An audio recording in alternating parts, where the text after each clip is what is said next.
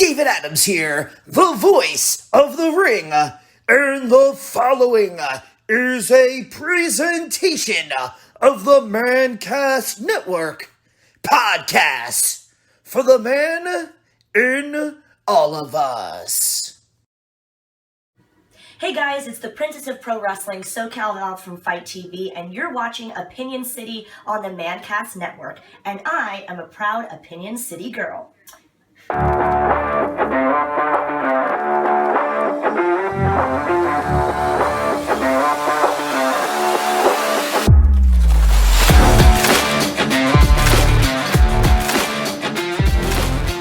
All right, welcome to your favorite wrestler's favorite podcast. This is Opinion City.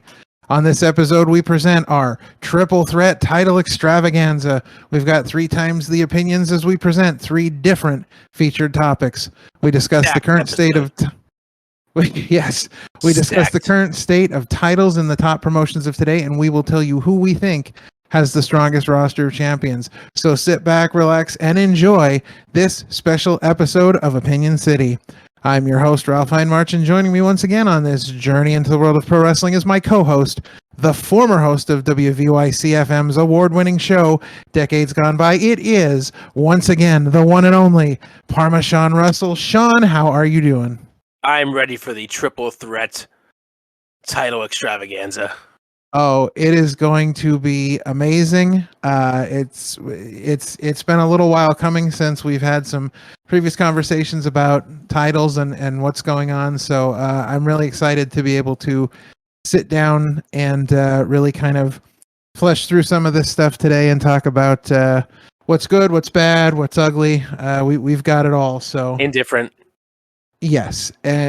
So it is going to be a great episode. Before we get started, I want to throw out a couple special thank yous. Once again, we want to thank our good friend David Adams, voice of the ring.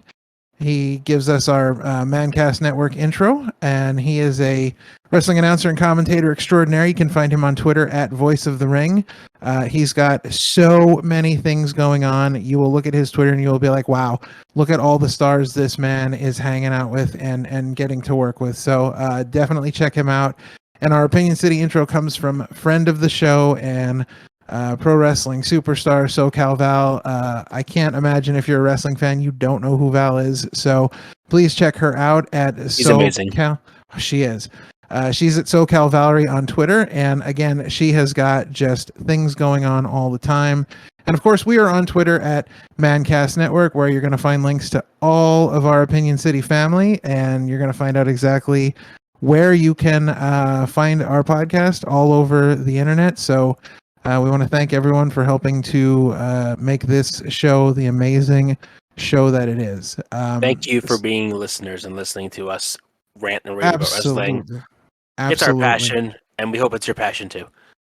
Yeah, I can't tell you how thankful I am for everyone that has listened, has provided feedback so far.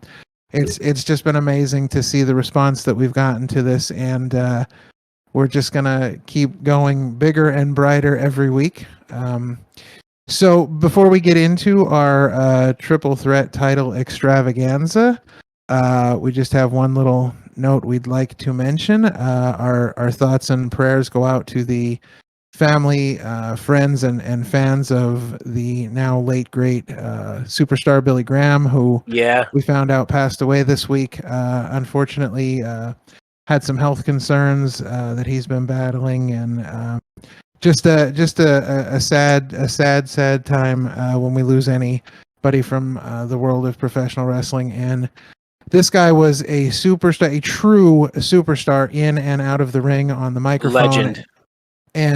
And the thing about him, it's one thing to just be a legend, but it's another thing to inspire so many of the legends that we know. Hulk Hogan. Absolutely. Jesse the Body Ventura. These are guys that literally took what superstar Billy Graham was doing and used it to influence what they were doing. And so just an absolute legend, gave so much to the business. So again, our thoughts and prayers go out to the family, friends, and fans of superstar Billy Graham. So now that we've gotten that out of the way, it is time to get into the massive world of title belts. And this massive ain't even the word for it. Yeah, so this whole thing kind of got started because we were talking about what a mess things are right now in the world of WWE with titles, and so it kind of sparked some interest to kind of put together a little show about title belts, and just we're gonna be taking a look at the current champions around the top promotions here, and just talking a little bit about that and kind of giving our thoughts and opinions on that. But as I mentioned in the intro, we have 3 absolute barn burner topics to feature this week, and we're going to get started with our first 2 topics. They're going to kind of run side by side. We're going to run down our lists, and that is the best and the worst looking title belts in our opinion. So let's go ahead and we'll start out with our number 3 pick for the best looking title. Let's start with the best looking title first. So Sean, what have you got for me? I mean, it's the one that I grew up on, and that's the Winged Eagle WWF Championship title. I think for that time period when it actually seemed to matter, it looked like a championship belt. It felt like a championship belt. It made it feel prestigious by being on TV and by,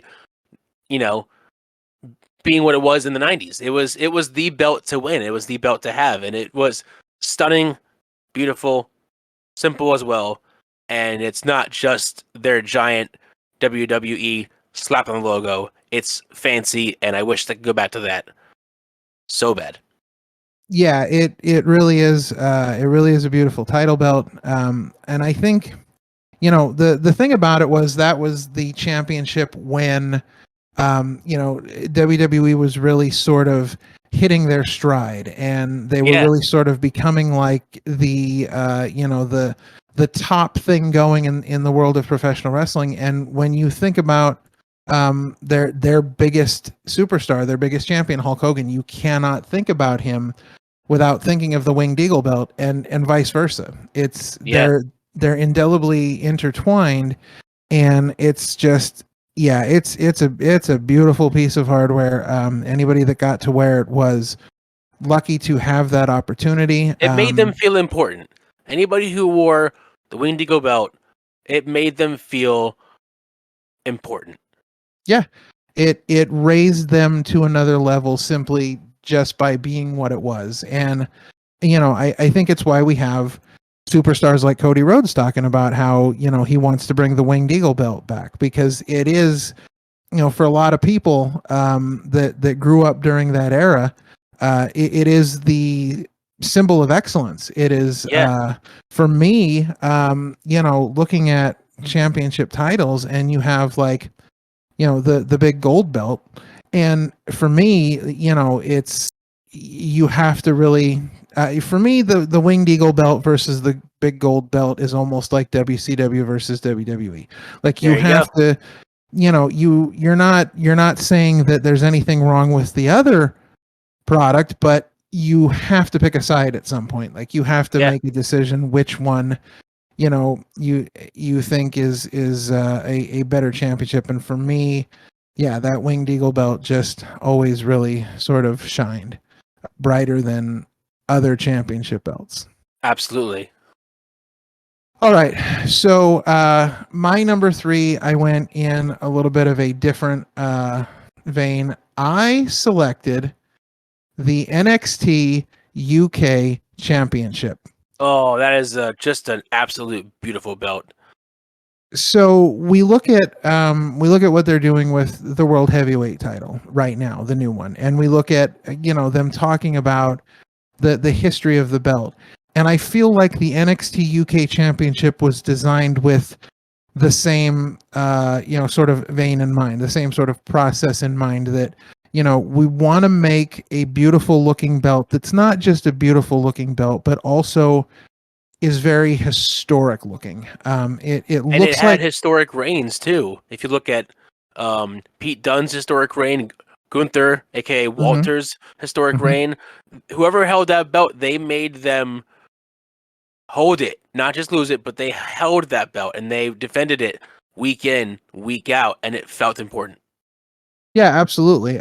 You look at guys like Pete Dunne and Gunther, for example, and guys of that quality, guys of that ilk, as far as professional wrestlers go, guys that are real legit tough guys that you can buy as champions, need to have something that looks good to signify that as well. And honestly, when NXT UK first started, and when they first unveiled that belt, I thought, wow, like they hit a home run. Yeah.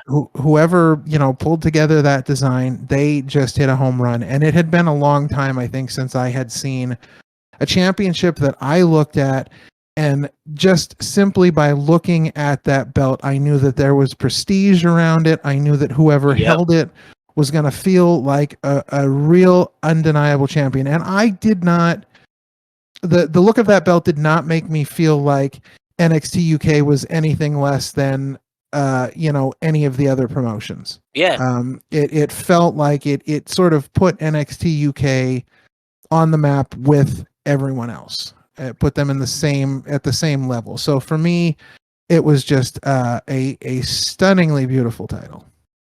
Yeah. It launched, obviously, it was like the launch of the show, but it made a statement.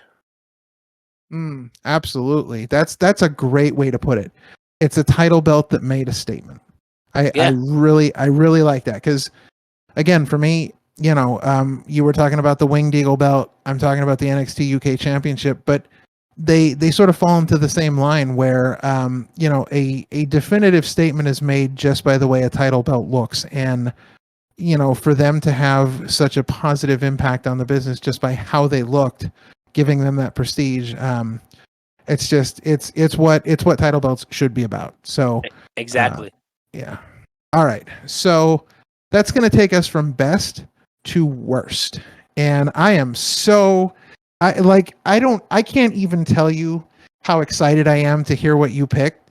Like, I was not even this excited about like the best belts. I'm just excited to hear About the worst. about the worst belts, because there are belts out there that just, I mean, there are moments where titles just make me want to puke. Like, I look at the title and I think to myself, if I won that title, I'd throw it in the garbage and I'd carry the garbage can down to the ring with me. Like, that would be my title. That would be my belt. Yeah. It's just, yeah, there's some ugly stuff out there. So what do you have as your number 3 worst belt? So I kind of coincided this with the WWF title because it's another WWF title. WWE, I'm sorry. E title. I went the opposite, and I may be like you in the minority here, but the John Cena spinner belt was only good for John Cena. Anybody else, it did not make sense. It looked horrible. It made them look silly. It did not make them feel champions. And I stand by that wholeheartedly. For Cena, yes. For anybody else, he should have changed it. So, all right. So it's funny that you bring that up, and we're gonna just mash things up a bit here, because my number 3 pick was John Cena's US spinner belt. Just as bad.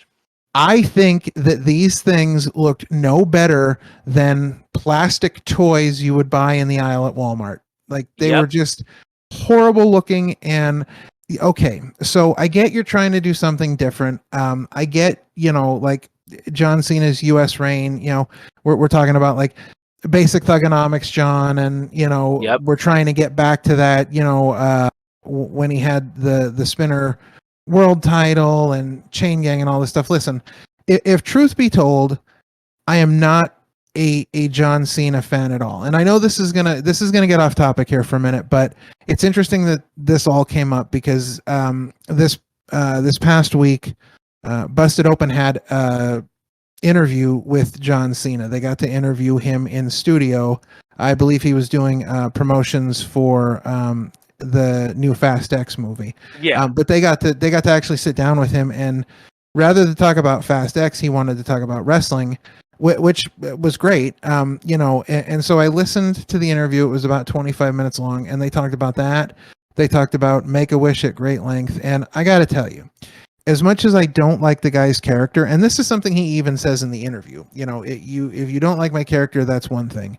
And the hosts pointed out after the interview that, a lot of what he was doing, he kind of got the blame for the PG era because he was the head guy there. But this was not John Cena going out there and doing PG era stuff. This was what WWE creative was giving him. So I saw John Cena in a whole new light, and I got to say that as a human being, he is a pretty great guy, and I've not always felt that about him. And anybody that listens to this that knows me personally will know that this is a huge shock, because I am the guy that has been probably one of the biggest John Cena detractors of all time. When John Cena lost to The Rock the first time, I took the picture of The Rock standing in the ring, and I made that my cover photo on Facebook. And I took the picture of John Cena sitting on the ramp looking dejected, and I made that my profile picture, and I kept them on Facebook for 365 days exactly, because I was so excited. Cena hater. I was so excited that John Cena lost. It just, listen, it was a year-long build-up, and I got to say, both him and The Rock hit home runs throughout the whole thing. I think The Rock was a little bit funnier than John Cena, but John Cena kept his own. I will say that. But after an entire year, I finally got to see him lose to The Rock, and I was like, this is perfect. But I will say, I have changed my mind greatly about John Cena. I find him to be an amazing human being. The stuff that he does, they told some stories about him and just things that he's done over the years, and I really changed my mind about him. However, John Cena, the character, again, a lot of my blaming of the situation again was the same reason that a lot of people, other people did, because he gets to take the blame for the PG era. Yeah. And I felt like, oh well, he's only out there for teenage girls and little kids. Like, those are the people that are in the audience dressed like John Cena, screaming and yelling, and their parents are shelling out all this money for tickets and toys and to make their kids John Cena because they just love him. And I get it. But I felt like the character was stale, and I felt like for a character that's stale, he got stale looking belts. Yeah. I mean, again, in my opinion, for Cena, both of those belts worked. But as soon as they gave them to like Triple H or Orton or whoever else, it made them look so silly, and they're serious characters. It made no sense.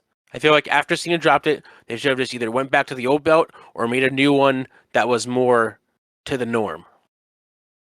So I'm really not a big fan of people winning the title and then switching it to something else that is their own, which is kind of hypocritical of me to say, because I was a huge fan of the Smoking Skull belt, but that's just me being a fan of Steve Austin. But I'm still not big on people like completely switching up the belts. I thought that back in the day when somebody would win the new title and they would change the strap color, I thought that was an appropriate way to do it.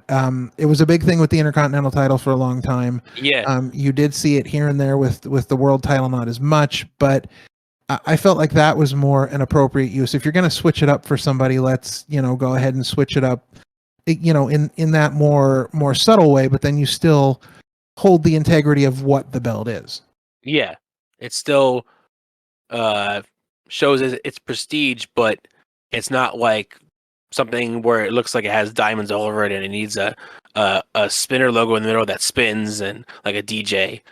Yeah, that spinner stuff was just out of hand. All right, so that's going to take us to our number 2 pick for best belts, and we had some really good picks at 3. So I'm thinking we're going to hit some more home runs here. So what do you have for your number 2 best looking belt? You had NXT at your number 3. I have mine at my number 2. When they announced this belt, at first I was skeptical, but when they showed it, man, like you were with the NXT UK belt, I was with the NXT North American title. It Oh, it nice. felt like it's so much more. It felt level with the NXT Championship, and that's how good they made it look. They made it look so like it had old school nuances to it, like older belts from like the '80s. It had newer nuances to it. Like Triple H made this like a amalgamation of modern and old put together, and it's just such a nice looking belt.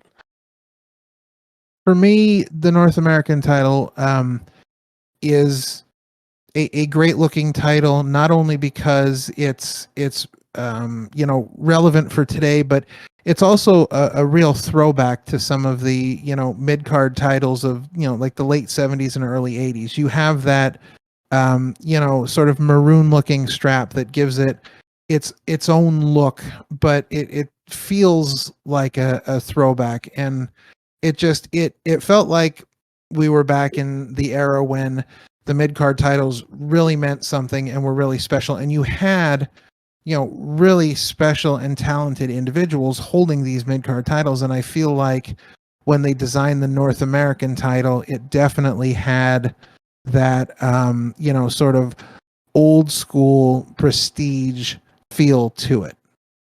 Yeah, it just felt like, again, as important, if not equally important, as the NXT World Heavyweight title is how it made it look. And when they revealed it, that was my initial thought was, wow, they want to make this feel like not mid-card, but like a really important title that's just as up there with the NXT title.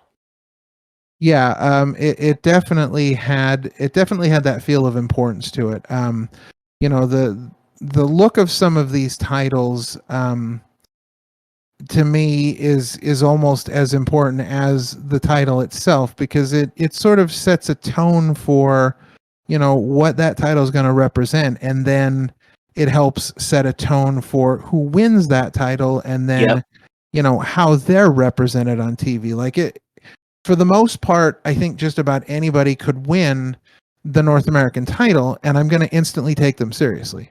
Yeah, I mean, who was it? Was it that I don't remember his name, but they had the newcomer, this really skinny dude, win the belt out of nowhere. Do you remember who it was?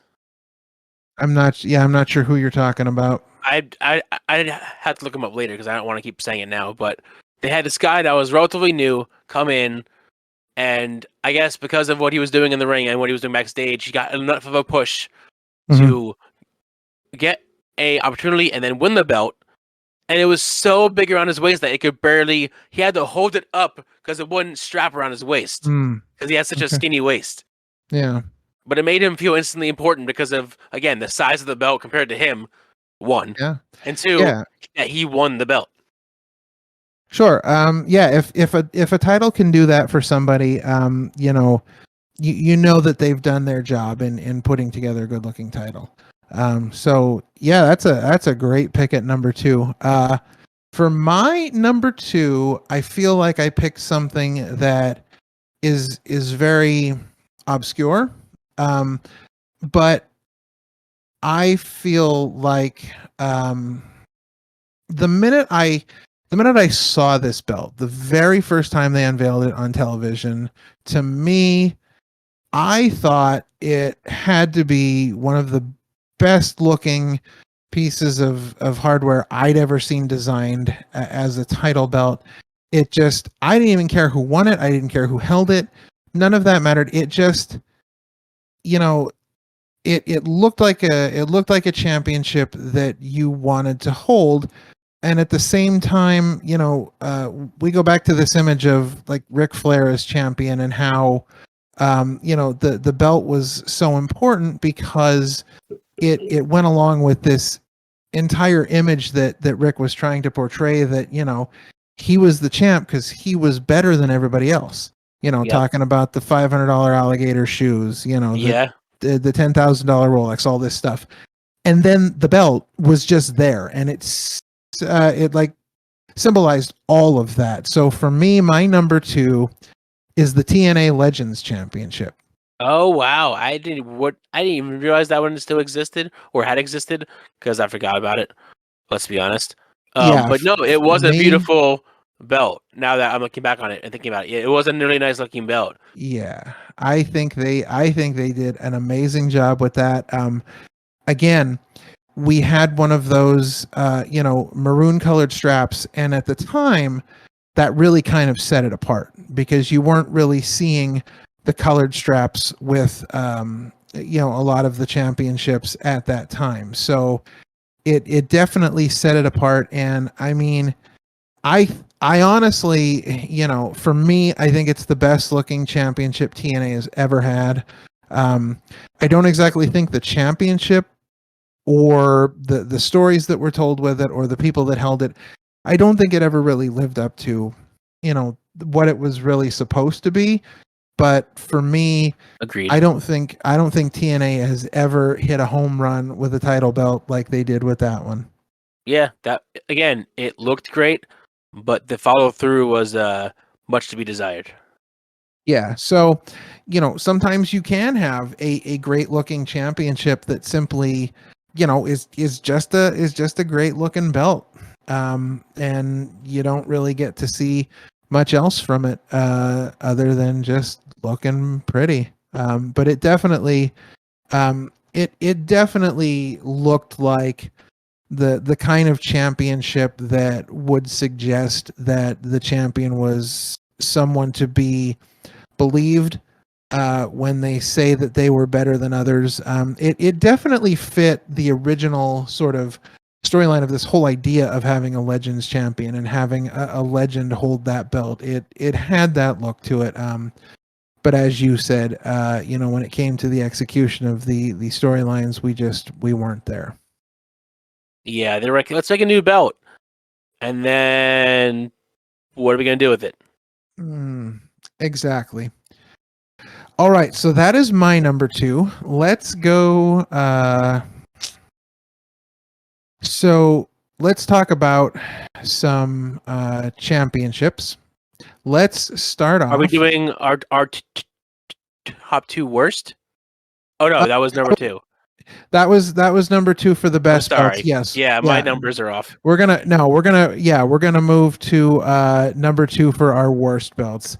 I am jumping the gun. Listen. I'm so excited about this title belt conversation tonight. Like I'm jumping the gun. But we want to let's do our number 2 worst belts, and then we'll get into some championship talk. We'll leave our number ones. We'll leave those as a tease for after some title discussion. So your number 2 worst belt. Yeah, I feel like I've been doing a little bit of like tit for tat here because my worst looking belt, and I really think whoever thought of it was just lazy with it. And we haven't really even mentioned this much on the show, and we probably won't get into it in this episode. But the NWA National Heavyweight Title, it's just the United States slapped on a belt. Yeah, That's all the belt is. And I'm like, you could have thought of something better than that. Look at the North American title. You could have easily thought of something better than just, hey, let's just slap the U.S. onto the belt on the front of it and call it a belt. It's just. That's yeah, how I feel about it. yeah. It's very disappointing. You get, and I think you used a great word there, lazy. The whole point of a championship belt is not only to signify that someone is either the best or one of the best at what they're doing, as the case may be with some of your mid card titles, but this belt is meant to elevate people. It's meant to make people better. It's meant to make people pay attention. Not with that look. They pay attention for the wrong reason. Like they look at it and go, ugh. I can, and I'm sure this never happened, but I can imagine somebody in the locker room being told they're going to win that title and be like, ugh, that belt, really? It's It's not Bronson, happy at all. Not it's happy at all. Bronson Reed. It's Bronson Reed. It's Bronson Reed. Ugh. Which is terrible because I feel like with this new world heavyweight title, I feel like Bronson Reed is about to get his due, especially if Seth wins this title, and we really need some monster heels for Seth to have some really good feuds with. I feel like Bronson Reed is right at the top of that list. I think he would be. I don't ever see him winning the title, but I can tell you that I feel like he's a heel that could work very well with a Seth Rollins. I feel like he's going to get his due any day now, and then we're going to have to stop saying, "Ugh, Bronson Reed," but we'll probably always still say that. But I feel like somebody at some point had to say, "Oh, I'm winning that title." Oh, Yeah. Can we? Like, can I just hold like a sign that says I'm the champion? Yeah, or right. Can I wear like the belt from my like jeans to the ring? Can I tie a rope around my waist and just call it a day? Again, lazy is what they did with that belt. They're like, let's just slap a U.S. belt. Let's just slap the United States of America on there in the full continent and just call it a belt. So I love that you picked a belt that you have qualified as being a lazy design, because my number 2, I feel, is not only a lazy design, it's an ugly lazy design. And that would be WWE's version of the ECW world title. Oh. As I like to call it, the black and silver turd. The black and silver turd. Listen, Yeah. I didn't think it was that bad, so I'm gonna kind of disagree. But if you do compare it to the original ECW belt, yeah, it's not that good. No, and I think it was epidemic of the whole rebirth of ECW, because it started off great, and it started off, it started off with a bang with One Night Stand. I think One Night Stand exceeded anybody's dreams of what an ECW reunion pay-per-view could be under the umbrella of WWE. So I feel like that sent a really high standard for what we had hoped we were going to see with this revival. And then as the revival hit, ECW zombie stage, which was just the start of the decline, and it happened very early. I feel like the ECW title, it just didn't click. It wasn't there. It felt like WWE was trying to make a WWE title. Why they went black and silver, I'll never understand. I don't think it gave it any sort of unique look. I think it made it feel tarnished towards other championships. And this could have been Vince's idea. Vince could have said, "Hey, we're going to give them a champion, but it can't be anywhere near comparable to our other champions. So first off, let's make it silver, because what is silver? Second place to gold. So let's make it silver for one."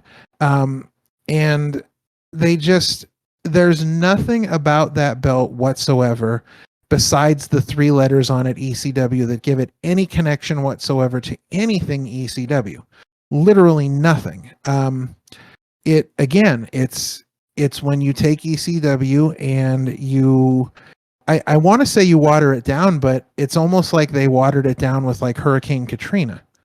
Like it was that bad. And for me, it's like they took a title belt and watered it down with something like Hurricane Katrina forces, and that's what they came up with. So I imagine there's somebody somewhere who is very sad over the fact that they were the designers of that belt.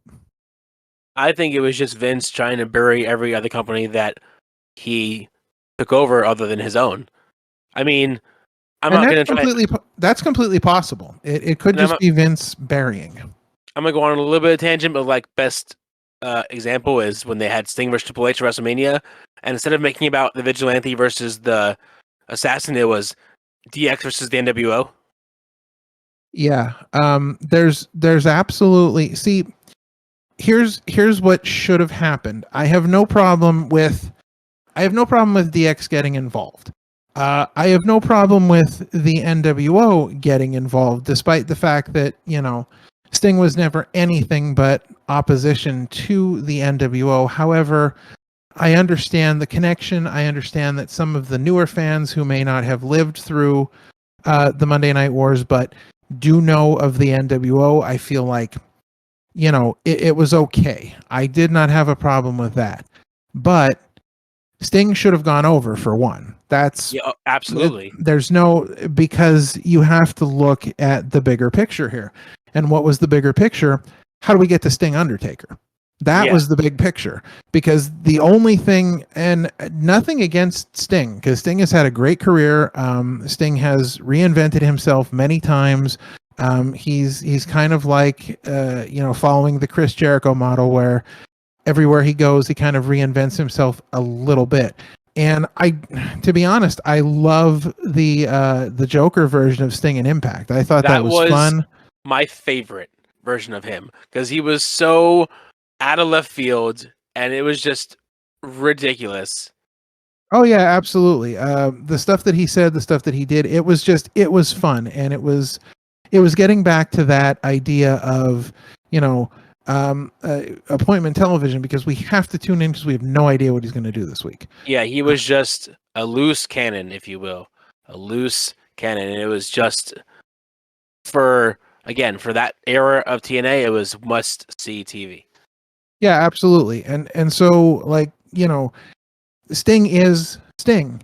But honestly, and again, taking nothing away from Sting, the only thing anybody really cared about when he came back to WWE was, how do we get to him and Taker? Because that's the matchup that everybody wanted to see. That's the matchup that everybody had been looking for years. It wasn't, it wasn't really anything against Sting. It wasn't that we didn't want to see him, have a full-time career, or we didn't want to see him, do feuds with other people. But honestly, if you have even the slightest chance to put Sting and Taker in the ring together, you find a way to do that. And for me, the minute he came back to WWE, that should have been the plan. How do we get to Sting and Taker? And if we're putting Sting and Triple H in the ring, you have Sting go over. Yep. And instead, Vince said, hey, this is my one last hurrah to WCW, and the end of that whole, war. Yeah, absolutely. So, in summation, the ECW version of, the WWE version of the ECW title looked terrible. That took a long way to get there, but we got there. All right. So now we have finally hit our number 2 worst belts. That's bringing us up to our number 1 best and worst looking belts. And we're going to take a little bit of a turn here. We're going to come back and hit up our number 1s in a little bit. But we're going to start taking a look at some of our title pictures around the big promotions. And for this one, we're going to look at really what I feel are the top 4 promotions in wrestling right now. And we're talking about Ring of Honor, Impact, AEW, and of course the juggernaut WWE. So we're going to start off with Ring of Honor, and I got to say, for me, I'm excited to talk about Ring of Honor because there's a lot of names in here that I think are really talented people. So if we just run down the title picture in Ring of Honor first, and then we'll get into a little discussion here. So at the top of the pecking order, we've got world champion Claudio Castagnoli, and I know he's a favorite of yours. I know. Oh, absolutely. I know you're huge on him. Then we have the women's champ Athena, the former Ember Moon from NXT, who never really hit the heights that she should have in WWE, and now she's women's champ over in Ring of Honor. We've got pure champ Katsuyori Shibata, We've got TV champ Samoa Joe. Then Of course. then we've got our tag team champs, the Lucha Brothers, and our 6-man champs, the Embassy. So, there's a lot of really talented wrestlers here that I feel like if we take 75% of this title roster and look at it, it goes along with something we've been talking about for some time, and that's missed opportunities. However, that's missed opportunities elsewhere.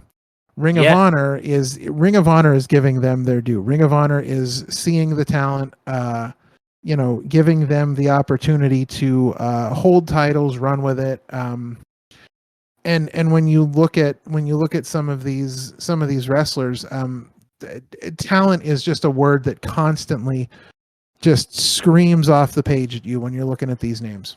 Absolutely. I mean, of course, Cesaro, Claudio, my boy, at the top, who absolutely deserves it. Again, it's been a theme kind of throughout our shows that WWE missed out on a lot of good talent to push to the moon, and a good chunk of them are on this list. You got Claudio at the top. You have the former Ember Moon, who should have been champion, but I think was only NXT champion, women's champion, but should have been way more than that.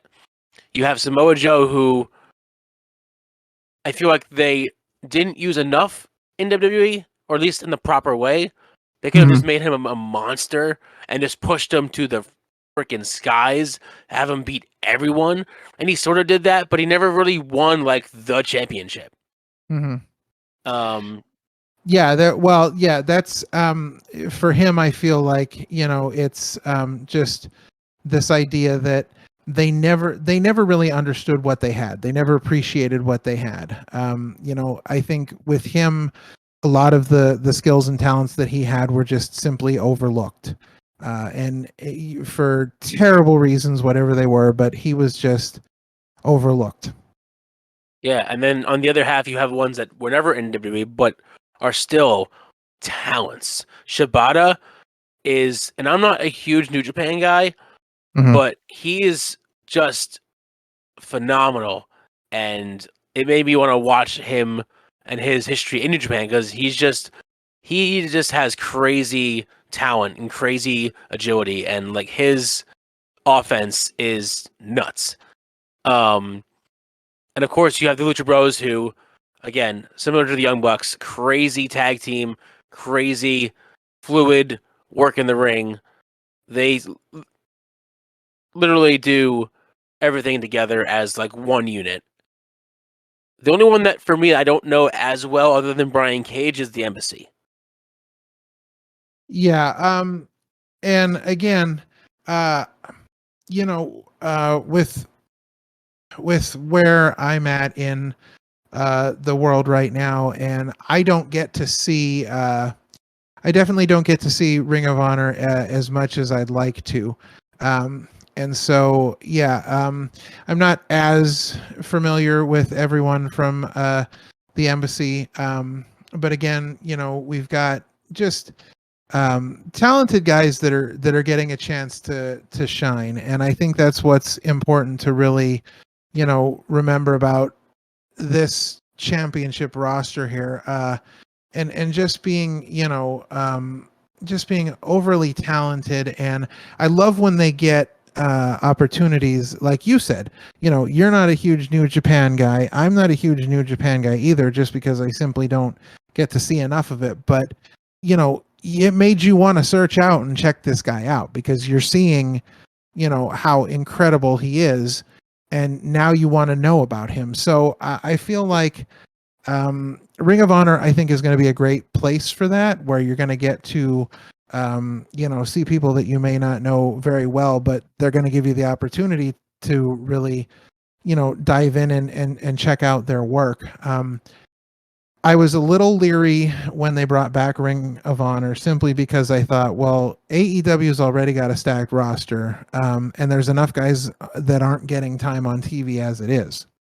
So now we're going to start, this whole new company and this new promotion, and but I think that they've and especially with the champions that they have right now, I think they're hitting a home run in the talent department. And I think it beckons back to the original idea of Ring of Honor, where you'd watch a Ring of Honor television show and wrestling just jumped off the screen at you, because it was really about this talented roster of wrestlers. They were more wrestling than just about anybody else out there on TV at the time. And I think that's what they're getting back to now. Yeah, and I think it's cool that you kind of get the nod to the history of Ring of Honor while you're having Joe be a champion and Cesaro be a champion. Mm-hmm. I'm gonna always call him Cesaro. I know he's Claudio, but to me, he's Cesaro. So Cesaro. I can't change it. It's saying Claudio and Castagnoli to me is too much. So Cesaro, forever in my mind. Honestly, when you said Athena, I've been thinking this entire episode about what her name was in NXT because I forgot until you said it. Because that's how much I know Athena.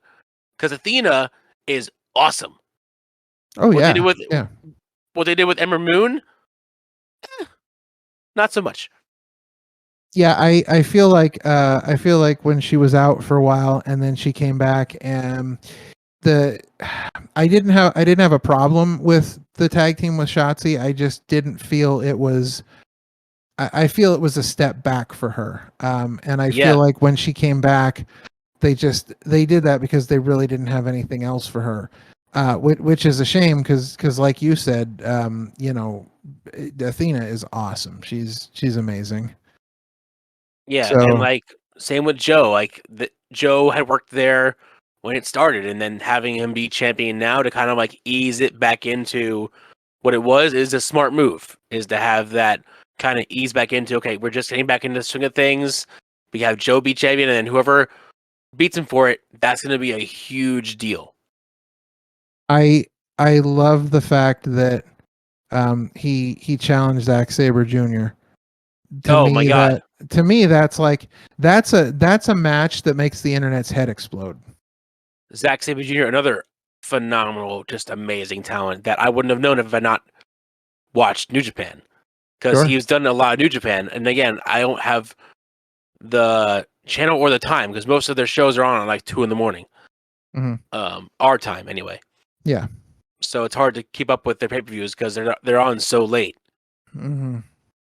Yeah, and I think that's a lot of the issue. I heard some conversation this week about Impact, which is where we're headed next.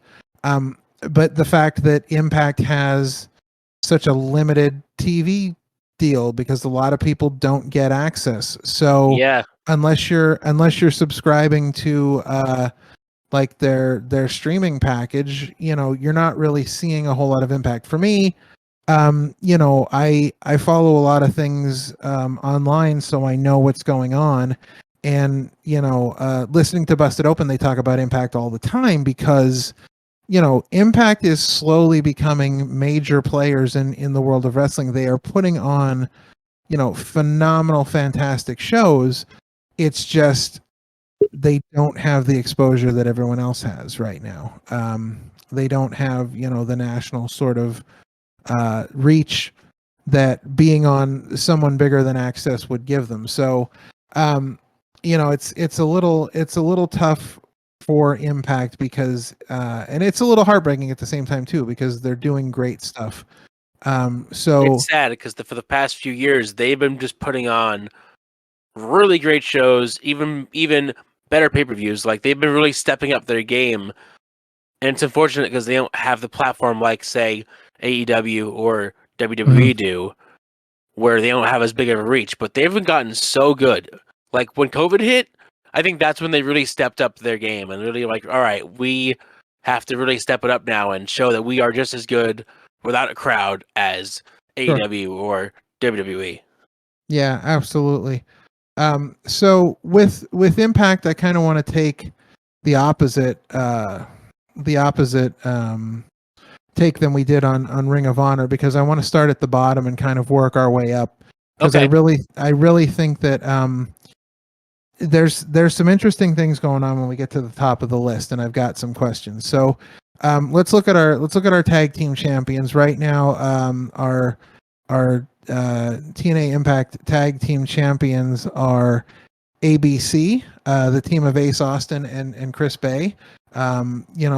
They've both been X Division champs, had some success in New Japan with the Bullet Club, and I mean honestly, whether you know these guys or not, whether you're familiar with their work, they beat the Motor City Machine Guns, so that gives them instant credibility because for me, the Machine Guns are Young Bucks level, but not for the kind of things that the Young Bucks do, but because they're so technically sound.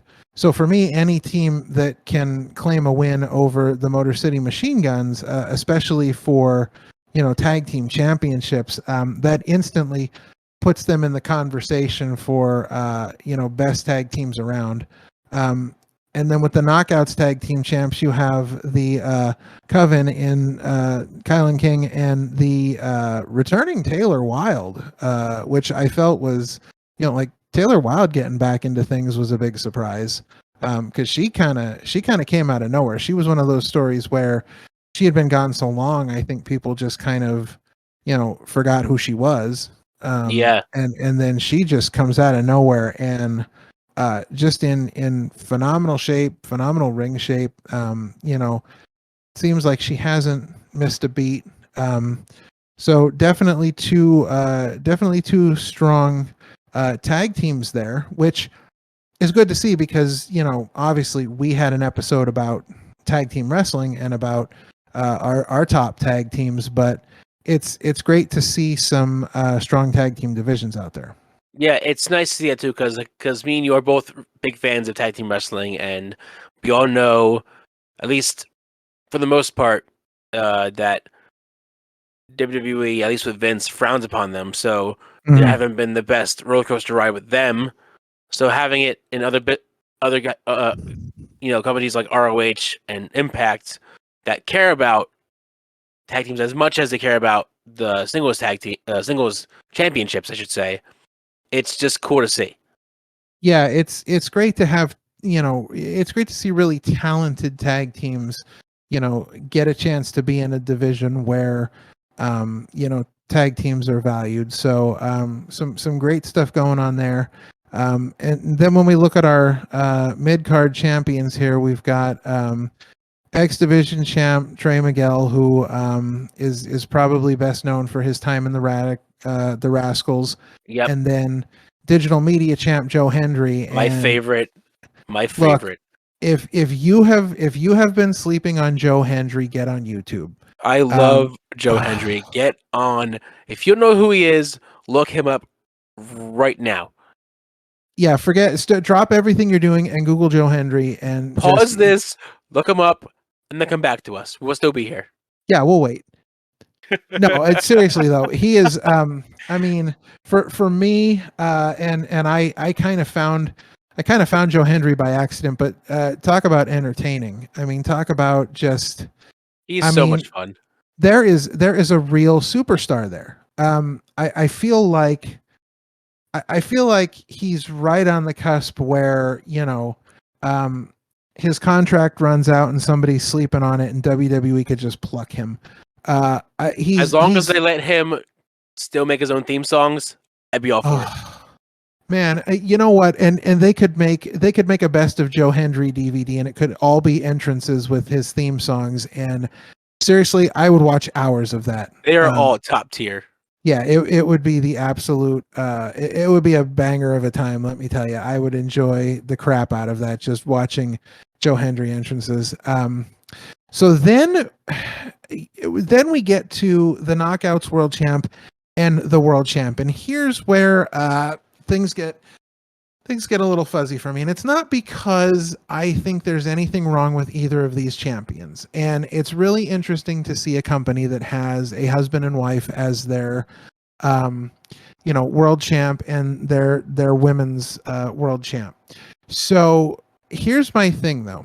So we have Deonna Purrazzo, who's the Knockouts world champ, and I think by this point now, everybody's pretty familiar with Deonna Purrazzo. She had some great showings in the Mae Young tournament, the Mae Young Classic, and so I think she's made her way around the Indies enough that I think people really know her very well, and she's a great talent.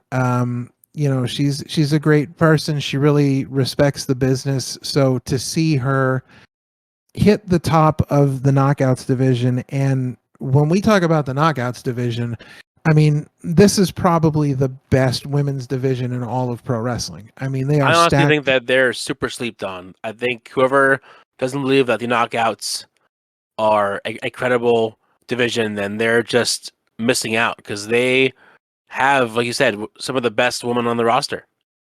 And part of that, part of them being the best women's division in wrestling has a lot to do with who they've got working backstage for them, and they are super lucky to have Gail Kim working backstage for them, because honestly, there's somebody that people have slept on. I don't think she does not, because she had a much greater run in Impact than she did in WWE. I feel like people don't give her the credit that she's due. I think she is I would honestly, personally call her the greatest woman to ever wrestle in TNA Impact. I think she's number one on the top of the list for me. Her feud with Awesome Kong is just, for women's wrestling, that should be required viewing. It's just great stuff. So they're lucky to have her, and I think seeing Deonna Purrazzo atop of that knockouts division, it really says a lot about her talent, who she is as a wrestler. It really legitimizes her, because she is the best of the best division. So it's great to see, and I can say the same thing about Steve Macklin, who is the Impact World Champion. And I didn't know a whole lot about Steve Macklin personally. I mean, I knew him from the Forgotten Sons, and again, I always kind of feel like, because he got let go when he did, I feel like he's the forgotten son. Yeah, Like yeah. he's the odd man out. I mean, he was kind of the odd man out of that group. I mean, they didn't really mention him a lot because, obviously he was the third man. Like, he wasn't like, I don't even think he was second in command. I think he was just the third man in the group. You had Riker. Mm-hmm. I don't remember Blake. I think it was Riker. I think it was Riker, Blake, and Macklin. Yep. Mm-hmm. But it's good to see him getting a real shot at something here in Impact. Same thing with Deonna Purrazzo. It's great to see them getting real shots here. Getting a title run. But here's my thing, and let me preface this by saying this doesn't take anything away from Deonna Purrazzo or Steve Macklin as wrestlers. It takes nothing away from their talent. They are stars, and that's the reason that they're champions. But one has got to wonder, if Mickie James and Josh Alexander had never gotten injured, would we even be having this discussion right now? Would we even be talking about either of these people? Because I feel like, both Mickie James and Josh Alexander were on big roles. I feel like Mickie James had a lot of steam behind her. A great champion, and Josh Alexander was having historic Impact Wrestling championship runs here. He was basically the face of the company. Yeah, and so I just, and again, taking nothing away from either of them, because they are tremendous talents, but would we really be talking about them as champions if Mickie James and Josh Alexander had not gone down with injuries? Yeah, I think you're absolutely right. I think this could be a different talk had they not, unfortunately, got injured and had to step away from the ring. Because, again, like I just said, Josh Alexander was kind of the face of the business for them. Mm-hmm. They put a rocket on the back and they let him just go for it. And he was their champion for the last, I don't know, 4 or 5, maybe 6 months or so. Yeah. They So trusted him to be the face of the company. yeah, and with him being the face of the company, I wonder if, I mean, somewhere down the road, we may have seen Steve Maclin win the title. We don't know. But I wonder with him being the face of the company, would they really, make that change? I do feel like Deonna Purrazzo would have eventually gotten to the top of the mountain. I think she would have eventually gotten the title, just because she is very talented, and I feel like with the knockouts division being where it's at, I just feel like she would have risen to the top at one point. But the competition is so fierce there right now. It's just if you are a huge fan of women's wrestling, Impact is where you need to be right now. My issue with the Impact World Champion is, and again, like you said, I take nothing away from Maclin at all. I just don't see him as a world champion. So seeing him wearing the strap, I'm like, it doesn't make sense. It doesn't make sense to me. That's maybe interesting. I haven't seen enough of his work, because all I saw really of him, other than Impact, was him in the Forgotten Sons. Sure. But I just don't see it. I see Josh being more of a world champion than I see Maclin being their world champion. Yeah, I think it's going to be one of those situations where Maclin is coming in on the heels of this Josh Alexander run, and so Steve Maclin is going to have to really kind of prove himself as a champion. And not that I don't think he can, but it's going to take some time for him to develop. And I mean, again, taking nothing away from him, it's just like you said, we're coming off the Josh Alexander thing, and just seeing him as a champion now, might take a little while until some people really step up. And listening to him talk, that was one of the things that he's talked about in interviews, where this is his time to shine, because he didn't really feel like a lot of people took him seriously. So hopefully he is the guy to lead the company, moving forward. And I'm sure once Josh Alexander is back, and I'm sure that's going to be a great showdown between the two of them for the title.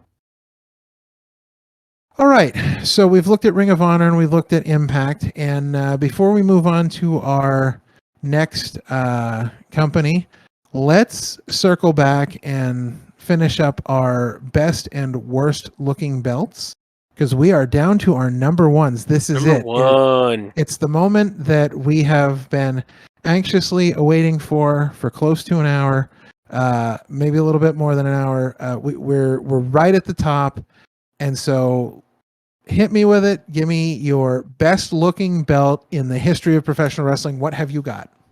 Well, I'm going to do what you did with the last group of champs, and I'm going to go backwards. So I'm going to give you my worst first. Switching it up. Okay. All right. And my worst, if it isn't on this list, I don't know what it would be. And that is the, I guess you can call it a rehash remake of the hardcore belt, and that is the 24/7 championship. As much as I've enjoyed the 47 reigns of R-Truth, it was a terrible idea from the start.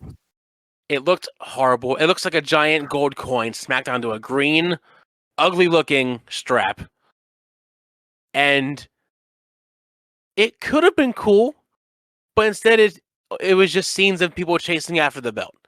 No cool scenes like they did back in the day, where they had Crash Holly in like a store, and then he gets beat up for the belt and loses it. It was, no, let's just have them chase each other around the backstage arena, into the ring, around the ring, and do nothing with it, other than R-Truth's 47 reigns. Yeah, so I will agree that the 24/7 championship was not very well executed. Again, a conversation we've already had about a belt tonight, and the 24/7 championship falls under that. I will say, for me, I actually, and I would probably watch this consistently all day, every day. I would love a DVD of R-Truth's 47 reigns. Oh, dude. I think R-Truth is Sign just me the up. absolute best. Sign me up. Yeah, That's what- R-Truth is an amazing talent. R-Truth is a gem. I think he's the most underrated talent that WWE currently has. He strap a rocket to him, give him a world championship, have him hold it. I'm in. Yeah, absolutely. If you can go in the ring and crack Brock Lesnar, you're gold. If you can break him, you can break anybody. Yeah, absolutely. So the way I look at the 24/7 championship and, sort of the execution of it, and especially R-Truth's 47 reigns, it takes me back to when Al Snow was European champion, which, by the way, is my favorite. If I die and they need to put on my tombstone something about wrestling, they can put, here lies Ralph Hindmarch. His favorite championship run was Al Snow as European champion. Because to me, there was just nothing better. Seeing him come out each week dressed differently with the different music, and he'd come out and like head would have the German mustache on it. Like, just everything about it was so perfect. And I feel like R-Truth is a very close second, because R-Truth's 47 24/7 title reigns, even just his, convoluted mispronouncing of the name of the title. Yeah, that was the best part. Is everything that about each week yeah. it got longer and longer and longer. Everything he did during that run was brilliant, and it instantly reminded me of the Al Snow title reign with the European title. So, but yes, we have to be completely honest here, and the 24/7 title was horrible looking. Although, I will say, for my worst belt, I have a hard time now. The 24/7 title, did look like a cheap diner. It was terrible looking. It was just bad. But I challenge anybody out there to find me a worse looking title than my worst belt, and it is Jeff Hardy's TNA Immortal title belt that looked like, it looked like a bad drawing. It looked like somebody designed a tattoo with their eyes closed. I thought that one was pretty cool. I'm not gonna lie. I thought, at least because it was Jeff Hardy and he had his own belt, I thought it was pretty cool. So you can have this one, but I kind of thought that was pretty cool. Listen, I think that what happened was, when Jeff Hardy had his match with Sting, directly after the match was when he designed the belt. It had to be, because, like, I'm sorry. It just, Do you mean the match with Sting? Yeah, the match with Sting. The match with Sting. So that belt to me is just, I can't even, like, what are you the champion of? First off, it doesn't even say champion on it. All it says is TNA Wrestling. So there's no, the word champion or championship is nowhere to be found on the belt. Not to mention, you have faceplates for a reason. The strap doesn't have to match the faceplate. Like, we don't have to have this weird sort of cutout strap. So, like, if Jeff Hardy's wearing that title belt to the ring and then he loses it to whoever, and that person is walking back up the entranceway, and they trip and fall with that belt and they stab themselves in the stomach, like they impale themselves on the belt, like, that's all Jeff Hardy's fault. Because it was just a terrible design, a terrible idea. Everything about it was terrible. It was creepy looking. If you looked at that thing, that was the kind of belt that he would take to signings with him, and small children would go home and not sleep for weeks because they have nightmares. It was the Fiend belt before the Fiend belt was even born. Listen, so, and I'm going to date myself here, but if you remember the Never-Ending Story, and there's this scene where Atreyu has to run between these two giant faces that shoot lasers out of their eyes. That's what the face looked like. Those faces from the Never-Ending Story. Like, I'm sorry, it just, everything about it just creeps me out. If I were awarded if I won that championship belt, I might quit. I might just say, You know what? This isn't worth it. If I have to carry this, like that's not, to me. I wouldn't even put it in a garbage can and carry the garbage can to the ring. I would just, I would give it away to a fan, and then they'd probably hand it back to me. You know, it's like when Cena threw his shirt into the ECW crowd at One Seriously. Night Stand. One of the best pay-per-views. Yeah, that might be one of my favorite title matches of all time, just because. You know, you want to talk about the crowd in Puerto Rico being into Backlash. Talk about that crowd being into that main event. Like that thing was hot from beginning to end. I used to keep that DVD on the nightstand next to my bed, and then before I'd go to sleep at night, I would pop that in and watch that match because it was just so good to me. It would make me so happy that I could, you know, instantly forget about everything else and fall asleep because it was so good. Every moment of it was good. Even the interference from Edge was perfectly designed. I thought it was great. Everything about it was just genius from beginning to end. But would you call that an honorary mention for our 3 most important title matches that's coming up in a little bit? Maybe. I do actually have 2 honorable mentions I'm going to throw out. Okay, I have one. So okay. There you go. So I have a 4 and a 5. However, Cena and RVD from One Night Stand would probably be number 6. There you go. That one was very good. Very good. Very important. Yeah. All right. So we've talked about our best looking belts. We've talked about our worst looking belts. No, our worst first. Now we got to go best. Oh, we didn't finish. What am I doing? We didn't finish our best. All right. There's too much going on tonight because I'm so excited to get to WWE. We're just having a title extravaganza. We don't know what to do with ourselves. I just want to talk about what a dumpster fire it is in WWE right now. We're getting there. And we've got some late breaking news as far as WWE titles go as well. So I'm going to break that story when we get to WWE. But however, let's get to our best looking belts. And we have talked about the hot dumpster fire garbage mess in wrestling as far as belts go. Let's talk about the shining example of what a championship should look like. What do you have as your number 1? The Triple B, baby. The AEW World Heavyweight Championship. When they first rolled that belt out before MJF tied his Burberry scarf to it, which makes it even look cooler.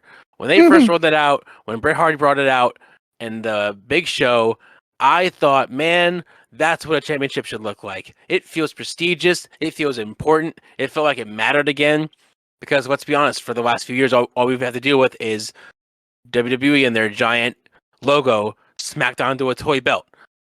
It felt like wrestling meant something then because that was the first thing you saw before the show was, hey, this is our belt. This is our world championship. And this is why it's important. I completely agree. Love that belt. That to me screamed world championship when they first rolled it out. I'm like, good, great, because we have missed this for far too long. Yeah, that is definitely a beautiful looking belt. I 100% agree. I feel like you said, that belt just screams champion. That belt is just whoever designed that did a fantastic job because it really does scream champion, and it sets itself apart. Like you said, you know, you have WWE where there's these again, everything with their logo slapped all over it, and you know, different colors for different shows, and you know, AEW just got back to basics and said, you know what, let's make our champion look like a real champion, like an actual champion. And I appreciate that. I think that it does bring a level of prestige and glory to whoever holds it. It instantly elevates their status just by the look of it. And I feel like it's befitting for a champion that is, or a company that's had the champions that they've had. Because I mean, the list of world champions in AEW, they all haven't been good, but they've all been great. I just we have some title reigns like Hangman Page where I don't think it lived up to what it should. Although I don't think that's the last time we'll see him hold it. But then no, you've got guys like Chris Jericho that basically reinvented what being a champion was, what it is and what it Le should be. Champion. Yes, absolutely. A little bit of the bubbly. I love What a it. time. What a time. Oh, so good. And now, look, I've been watching MJF since the Beyond Wrestling days, and I got to tell you, MJF was a superstar from day one. There was no question that this guy was going to rise to the top. If AEW ever lets him go, he is going to make more money than he has ever seen in his entire life, because WWE is going to pay him a boatload of money. And even if it comes to a bidding war, that guy's going to make more money than most people could ever imagine what it looks like, because that guy is seriously talented. We've talked about him before, and I can't say enough good things about him. I think when you look at heels in the business of professional wrestling, He's the best. He is absolutely, without a doubt, the best, and he might be one of the greatest to ever do it. Like you always say about, generational talent, he is a generational talent. He is one of the best heels, I think, in the modern wrestling world. Nobody can touch him on the mic, let alone in the ring. He can just chew you up and spit you out and not care and walk away. It's just so cool seeing it. Even when they turn to the commercials and you watch him in picture and he's just messing with all the fans, it's just such a visceral, heels nowadays don't do that. Because, some of the shows are PG, but he just takes that and just takes it and runs with it. And it's just so good. Yeah, he is the kind of champion that, or the kind of heel champion that Bully Ray always talks about when he says, we don't see heels being heels anymore. We don't see them doing heelish things. And this is MJF to a T. He does everything with the mindset of a heel, and this is a situation where I think you have a champion that elevates a title and a title that elevates a champion. Absolutely. It's great. So yeah, I definitely agree that the AEW World Title is a beautiful looking title. For me, and this goes back to what we talked about earlier. For me, there's just nothing that will ever eclipse the Winged Eagle belt. For me, that's my number one. That's your number one? Yeah. That'll always be my number one. And nothing, and I'm not taking anything away from the AEW World Title, because again, a fantastic job done with that one. But for me, when you're looking at the history of professional wrestling and you're looking at the times that really took us from, the smoke-filled bar rooms to the main stage, you're looking at Hulk Hogan. You're looking at, Bret Hart, the Ultimate Warrior, Macho Man. You're looking at all these guys that held this title that, for me, I guess my biggest thing would be if somebody said to you, hey, what is the if you were thinking of a world title belt, what's the first one that comes to mind? And that would be my number one all the time. So for me, I think the look has so much to do with that, because there are championship titles that are great championship titles. There are championship titles that are legendary titles because they look legendary. And then there is the iconic championship, the one that I think everybody eventually comes around to in their conversation at some point, and it is just that beautiful Winged Eagle belt. And I honestly, if everything happens the way that it's supposed to happen, or the way that a lot of people think it's going to happen, and Cody Rhodes at the end of WrestleMania 40 ends up with all three of these world titles, and he just unifies them all into one, if he does not bring back that Winged Eagle belt, it is a missed opportunity. It is obviously just a real shame, because I feel like he's the guy to bring that back and embody that Winged Eagle belt. He's talked about it, he's mentioned it before, and I think he's the guy to really make that happen. Yeah, he said it multiple times that if he ever won it, he wants to bring that belt back. So that's his bottom line, is that he wants to bring it back. Yeah, so for me, Winged Eagle is number one. There's just no going anywhere else for me. But again, that doesn't take away from anything we've talked about. We've talked about some really beautiful looking belts, and again, this is just like anything else in wrestling. When you're debating, top lists, you're always going to have debates. You're always going to have things that you can argue that you feel are the best, and it's all subjective. We all like different things, but I think our number one picks for each of us, I think they're pretty closely tied, because you have that Winged Eagle belt, which defined a generation of wrestling, defined a time in wrestling where we went just to heights we never thought we'd see before. Yeah. And the AEW World Title is doing that for AEW right now. Yeah, absolutely. And so I think that brings us to actually a perfect segue to talking about the AEW title picture and their champions. What do we got there, Ralph? All right, so let's start at the bottom and work our way up again. We have our tag team champs, our FTR, which, I mean, that's deserving. A no-brainer. Absolutely. Yeah, absolutely. That's a no-brainer.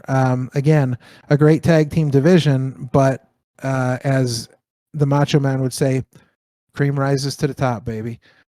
So trios champs, House of Black. Again, I love House of deserving. Black.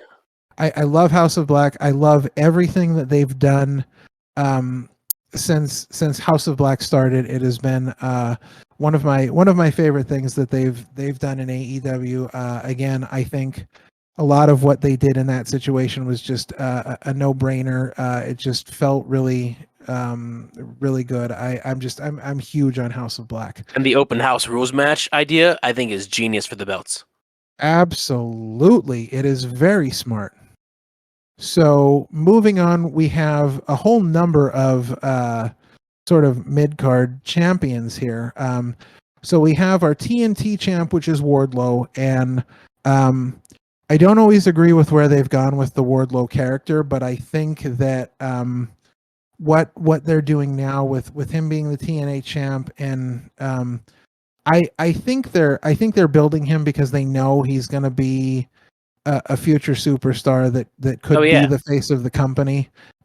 He's extremely talented. There's just that raw natural talent there, and that look. Like he has it, It's it's like when you first saw Batista. Like when he showed up as Deacon Batista, you knew that was just the start of something amazing, because he had that look. Yeah, he had the look, but didn't have the character yet. No, and I feel like we're gonna get there with Wardlow. Well, no, I think they're treating Wardlow kind of. I mean, I think it's not them; it's kind of more the fans. But I think by proxy, they're treating Wardlow as Goldberg, as their Goldberg. Mm-hmm. And I think that's more of the fans than it is what they're doing. But they kind of are. It's just not the spear; it's the power bomb, not the jackhammer. Right. Yeah, and I think there's big things ahead for him. So I think this is the first step, and it's helping to build that TNT championship as well. Yeah. So because they've been having a hard time with like the recent flip-flopping, so hopefully they'll have him hold it for a little while and not lose it so soon again. Sure.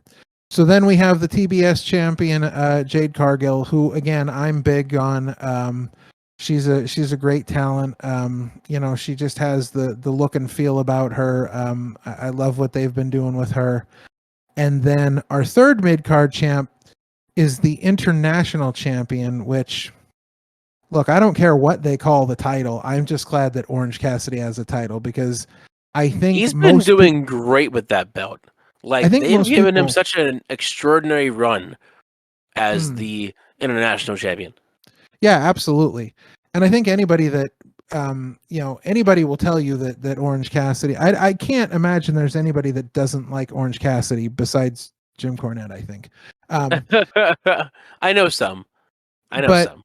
I think Orange Cassidy is so extremely talented, and what I think is greatly talented about him is watch his work on the indies under another name. Not Orange Cassidy, but watch his work on the indies. And what's amazing about him is that he is able to take all that talent he has and turn it into what he's doing. Like how Yeah. much he holds back on how talented he is. If they ever let him just go out there and go wild one moment, like you would be shocked at how super talented he is. Yeah. No, his character, some may not like because but I think the way he does his character, the whole lazy gimmick, but he's not lazy. It's just perfect. I love the pocket steal. I love it's crazy that he can do all these moves without his hands. That's the crazy part. Yes, absolutely. So then moving into our world champ, of course, we just had our love fest for MJF. The guy is just off the charts phenomenal. We're not gonna see something like him again All the for a long praise. time. Just all the praise. Yep, he doesn't just get the flowers, he gets the whole damn flower shop. Yeah, exactly. Yeah. So we're not giving flowers here. We're giving the whole damn flower shop. And then from the highest of highs, can we get into the convoluted section of it all? Well, we've got the women's champ, and that's Jamie Hayter. Oh, And I totally forgot about that. yes, I'll be honest. We got the women's champ. Yep. So here's the thing about Jamie Hayter. Here's another situation where we had somebody go down with an injury. So would we have ever really seen Jamie Hayter, get to the point where she's at without Thunder Rosa going down with an injury? And it'll be interesting to see what happens here, because not only is Thunder Rosa coming back, but now there's talk that Jamie Hayter is injured. Yeah, they made an announcement on this week's show because they were supposed to have a triple threat with the Outcasts versus Baker, Sheeta, and Hayter. But I think it's all storyline related. I don't think it's actually an injury. We shall see. But of it'll course. be. But again, like I said in the last episode, kayfabe, it's a thing now. Yeah, it certainly is. But no matter what happens with her, it'll be interesting to see what happens with the returning Thunder Rosa, who, again, you would think that, AEW, I feel like is a very traditionalist company when it comes to wrestling rules, because I feel like Tony Khan, being such a fan that he is, really likes to, follow these rules. And I think that if that's really the case, I don't see how Thunder Rosa, when she comes back, is not first in line for that title she never lost. Yeah, except for there's only one thing that Tony Khan hasn't gotten right yet. And I think we can all agree on this one. The refs. Yeah, here's my problem. Other than Aubrey, because I love Aubrey, and I always will love Aubrey. Aubrey's great. But overall, the refs don't follow any sort of rules. In AEW. Well, yeah, there are no rules in AEW. Yeah, that's for sure. They hold ladders. They don't count for people when they're out of the ring. Sometimes they just, they're very. And I feel really bad about this because your senior official is Bryce Remsburg, and I got a lot of respect for him. I love Bryce. Bryce is phenomenal. I've met Bryce many times. Had lots of conversations with him. You and I have been down that indie road together, and back in those days, you had conversations with everybody. Like we talked to everybody, and I love Bryce. I think he's great. They talk about the great referees being referees that you forget are there, and I don't necessarily agree with that 100%, because I think there are referees that are there, but because of their performance, I think they become a part of the story of the match in a way that transcends just being out of the way and not really being a part of it. And I think Bryce Remsburg is one of those guys that when he is on, he is an integral part of any match that he is in, and I think he adds more to it by being there. Agreed. I just think that there's a real bad situation with refs in AEW right now, and they're not in the best light when people talk about AEW. So I feel bad for him, because I feel like he's getting lost in the shuffle. But I'm also happy for him that he has this opportunity to really take that larger role in the company. Yeah, I feel like it's Bryce and Aubrey that are like the top two. And then there's the rest of them that are, Sure. All right. So, as you alluded to before, the convoluted mess, the dumpster fire, the house of confusion. I mean, all right. This is a mess. So let's talk about the things that we kind of know that are, not so confusing. Also, So, can I just note before we continue, sure. if you compare the other three companies that we just talked about and WWE, WWE technically has 14 titles. They won't say it, but technically they have 14 titles. The rest of them have only 5 or 6. That's all I want to say. Wow, I literally just counted as you said that, and it is 14 titles. You are They 100% technically correct. have 14 belts that they have a bunch of them meshed into one, but they have 14 Well, and titles. here's the thing though. I don't think you can honestly even say technically. I think they legit have 14 titles. Yeah. There's 14 belts. Well, there's more belts cuz the tag champs have 2, but there's 14 belts. So all right, so let's start with some things we do know. Let's talk about NXT quick because yes, please. I think NXT's got some great stuff going on there. So starting at the top, we have the NXT champ Carmelo Hayes, who I feel bad for NXT because that is a guy that I feel like is going to hit the main roster at 90 miles an hour and just take the thing by storm. Oh yeah, I think he's gonna have a short reign, similar to Hartwell, and I think once he loses it and goes to the main roster, he's just gonna shoot to the freaking top, man. Yeah, Carmelo Hayes is a superstar waiting to happen. So that's your NXT champ right now, which is great for NXT as long as he's there. So then we have the NXT Women's Championship, which you just alluded to, Indy Hartwell, injured and having to give it up and now moving to the main roster. And so we're still waiting to find out who's going to be our NXT Women's Yeah, they're champ. currently doing a women's title tournament to find out who the next champion is, which I don't know about you, but I've been enjoying this, like, coming back of all these tournaments. I like tournaments. I've always liked, that style of wrestling, to have tournaments, see who will win, and I've missed it. I like that a lot of companies are bringing that format back. So I do like tournaments. I love tournaments. My only problem with tournaments is I wish things would go back to the days of the old King of the Ring tournaments where the entire tournament was in one night. Yeah, like, if you're gonna crown an NXT Women's Champ, have a special episode of NXT that is just the tournament. Let everybody else take the night off and just run the tournament in one night. I feel like if you're gonna win a tournament for a title, you should be wrestling everybody in one night. You should be, look at when Stone Cold Steve Austin won King of the Ring. I mean, he was like out of breath for a moment. Like he had a rough night. Like guys that have to go through that entire tournament in one night go through a lot, and I feel like they really need to do that to show that they are worthy of that title. So yeah. But I do like the tournaments. I do like that idea. I am a little disappointed that Night of Champions became Night of Champions, and they kind of canceled the tournament they had planned. That was a little disappointing. There's been no talk of them rescheduling any of that, so I think they've just said we're done with it.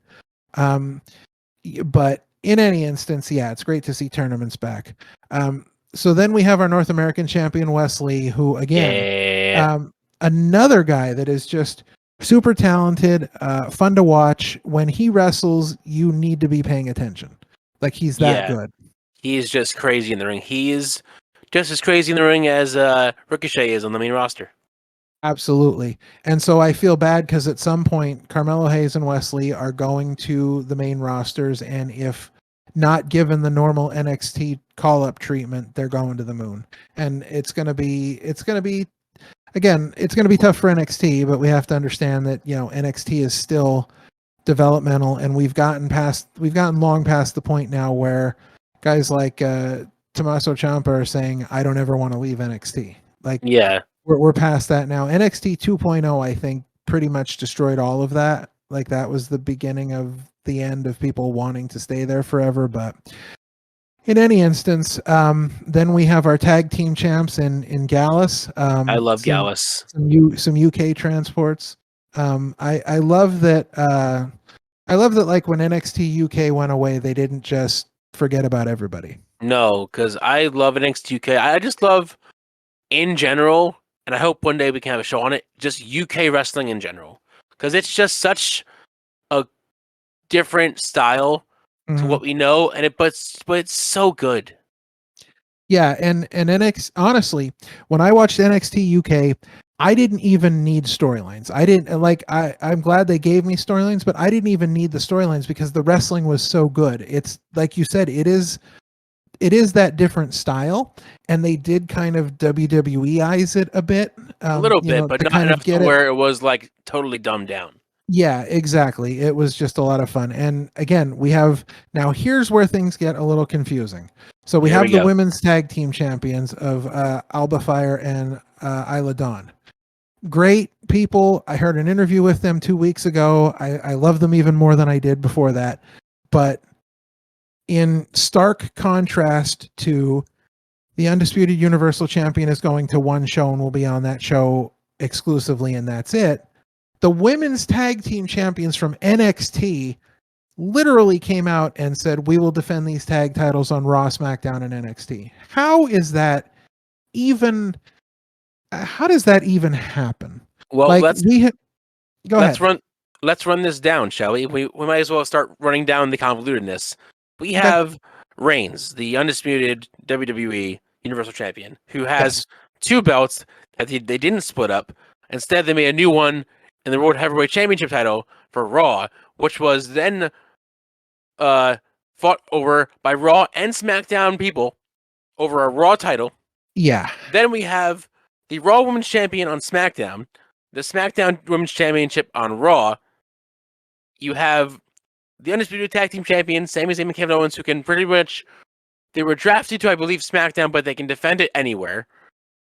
And then you have the Women's Tag Team Champions, Raquel and Liv, who also can pretty much defend anywhere, as well as the now NXT call-ups to SmackDown, the NXT Women's Tag Team Champions, Iowa and Alba Fire.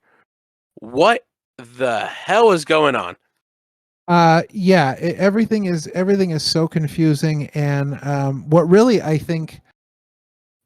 kind of bewildered people was Alba Fire and Isla Dawn get called up to the roster, and they to the main roster, and then they immediately have an NXT Women's Tag Team Championship match that week with Chance and Carter, who we thought were going to win the titles, but then they got called up. So Alba Fire and Isla Dawn keep the titles. You have Bianca Belair, who defended against Io Sky, who we all thought Io Sky was going to win to fix that situation. Same thing with Zelina Vega and Rhea Ripley. We thought Zelina Vega was going to win because then at least we would have people on the right shows with, it is so messed up. And on top of all of that, we have the Intercontinental Champion in Gunther and the U.S. Champion in Austin Theory, who I think both of them are amazing and killing it. And I think the triple threat match with Drew McIntyre, Gunther, and Sheamus stole the show at WrestleMania this year. I think it was literally, in my eyes, my favorite match of the entire weekend. Oh, I loved it. It was so good. It was phenomenal. It was that type of brutal, hard-hitting match that you would hope that they would put three guys in the ring like that and let them have. And then honestly, big meaty man slapping man meat. Yeah, absolutely. I mean, that's a hoss battle right there. That's a hoss battle. And those guys went at it. They did not hold back. I mean, not at all. No. And then you have Austin Theory, who had what I think was one of the breakout performances of a young talent at WrestleMania. I thought his match with John Cena was great. Like, I thought he was so good. At first, I wasn't a huge fan of Theory, but I think I'm finally starting to see the light and coming around to the other side. Yeah, on him. A-Town down, baby. Listen, we don't understand what the Intercontinental title and the U.S. title mean. Their names mean nothing. They're just these kind of in the mix mid-card titles that like we don't know anything about. So, but here is the breaking news. Are you ready for this? I don't even know if I know this news. We are at right now. We are at 11:44 p.m. on a Friday night, and on tonight's episode of Friday Night SmackDown, they announced that due to injury, Liv Morgan and Raquel Rodriguez have vacated the women's tag team I did not championships, know this because I did and not watch. they are going to crown new champions on May 29th. So yes, that was actually breaking news I caught right before we started recording, literally Gotcha. not even 10 minutes before we started recording. And so there's your breaking news. The situation is even more convoluted. So now they should listen. So I talked a while ago about how I thought Roman Reigns should be like the destroyer of worlds and just win as many titles as he could. Win every belt. And so now we're getting to that point because I think he's going to win the tag titles at Night of Champions. I don't think so. If he wins the tag titles at Night of Champions, remember you heard it here first from me. Even before I talked about it before they talked about it on Busted Open, because they talked about it on Busted Open this past week. Yeah. And I talked about it before them where I thought they should do, because they said like he should go into like ultimate God mode and just start taking titles. Bully Ray wants him to win the world heavyweight title. I think they're going to win the tag titles. So I'm all for that. I think I think now that the women's tag team titles have been vacated, I think Alba Fire and Isla Dawn should win those. I think they should be the Roman Reigns version of the women's division. I think they should have all the tag team gold. I think that Roman Reigns should just start beating everybody. I think that because Bianca Belair is on SmackDown, she should have to give up the Raw Women's title, and I think that because Rhea Ripley is on Raw, she should have to give up the SmackDown Women's World titles, and somehow I think they need to give those to Roman Reigns. I think he should carry. I think he should carry women's titles. I think he should carry. They should bring back the cruiserweight title and put it on him. They should just have him hold like 14 belts and have his entrance take a whole hour of Raw. Every week, Paul Heyman should show up with a retired title and have him win it. The European title, the hardcore title, just everything that they can think of that they can find. And then once he wins the tag titles, they should bring out new tag titles and use the old tag titles from the 80s and have him win those too. Yeah. Dude, just have him go crazy. Have him go, listen, I'm the champ now. Nobody can touch me. You can't have these titles. They're mine. Yeah, I honestly, there's a meme that went around a couple of years ago where, Triple H was on the top rope and they basically posted every title belt they could get a picture of on him. And he's like, hey, look, Steph, I did it. Yeah. And I'm thinking, why has nobody done that with Roman Reigns yet? Because it's actually going to be to the point where, so Roman Reigns, the bloodline is not going to break up. Here's what's going to happen. The bloodline is not going to break up, but Roman is going to have so many titles that Paul's going to have to carry titles. Both of the Usos are going to have to carry titles. Solo's going to have to carry titles. They'll bring back Alpha and Sika and they'll carry titles. Everybody is going to carry like 5 or 6 titles and they're all going to be Romans. Yep. Yeah, it's listen, I think it's a disaster. I think it's a shame what they've done with having Seth be in the finals with Finn Balor for this World Heavyweight title, because I know Seth is going to win it because they don't have. Wait, I thought it was Rollins and Styles. Oh, I'm sorry, Rollins and Styles. Yeah. So I don't think they're going to have Styles win it because I think they need a babyface with this title, because I think they've got more credible heel contenders for the belt than they do face contenders for the belt. So I really think Rollins is going to win it, but I feel bad because, Rollins is well above that and such a generational talent. The only thing I really hope happens, and I think what they would have to do is they would have to probably have Roman win Money in the Bank somehow, because I really want to see a Seth Rollins Roman Reigns storyline before we get to Cody and Roman next year, when they're ready to start pushing that story again. But I mean, Seth was the one who came out and said it. During Roman's title reign, he's never been able to beat Seth. Yeah, So I truly think that, and this might be a hot take for me, but I think before Cody's story, they need to finish Rollins and Reigns and have Rollins beat Reigns clean before Cody does. And I know that probably isn't the story, but I know that should be the story because Rollins can beat Reigns. He has beaten Reigns, and he should be the one to dethrone Reigns. Sorry, Cody. and I don't necessarily disagree with that. I don't think they're going to be willing to pull the trigger on that. No, because they're not. I think they've built this. I think they've built this story, and I was very upset after. I was just as upset as a lot of people after 39 because I thought Cody should have won, and I thought that entrance that Cody had was just so hot. Like the crowd was Dude. into him. It was. I've been saying it since insane. day one. Ever since he came back, the woe in his theme, the crowd has gotten louder and louder every week. And I was talking to my brother about this the other day. I didn't realize that every theme he's had up until this point had a woe in it somewhere. That's really So really, interesting. if you think about it, he's been trying to build this woe for like 10 years. That's crazy. That's funny. I like it. I like when stuff connects like that.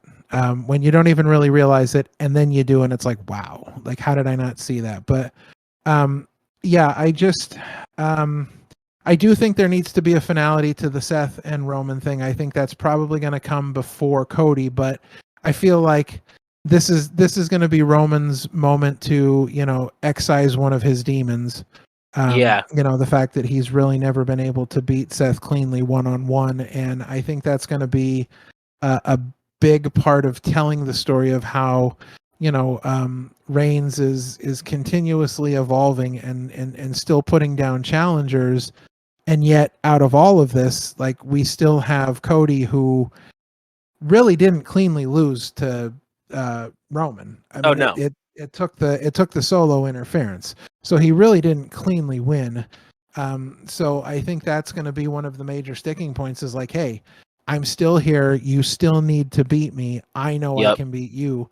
But I think they're definitely going to clean up this Roman Seth thing. But I think the build up to Roman and Seth is going to be phenomenal. I think it's going to be great because there's so much there. It was awesome last with. time. It's going to be awesome again. Plus, like, I know they won't do it again, but when Rollins came out to the Shields music and Reigns' face dropped, that to me was priceless. Oh, that was good storytelling because they have so much to work with. So WWE and their title situation is a consistently rotating dumpster full of fire. It is a convoluted, confusing, doesn't make much sense in any sense of the word, mess. Yeah, absolutely. It is just beyond ridiculous.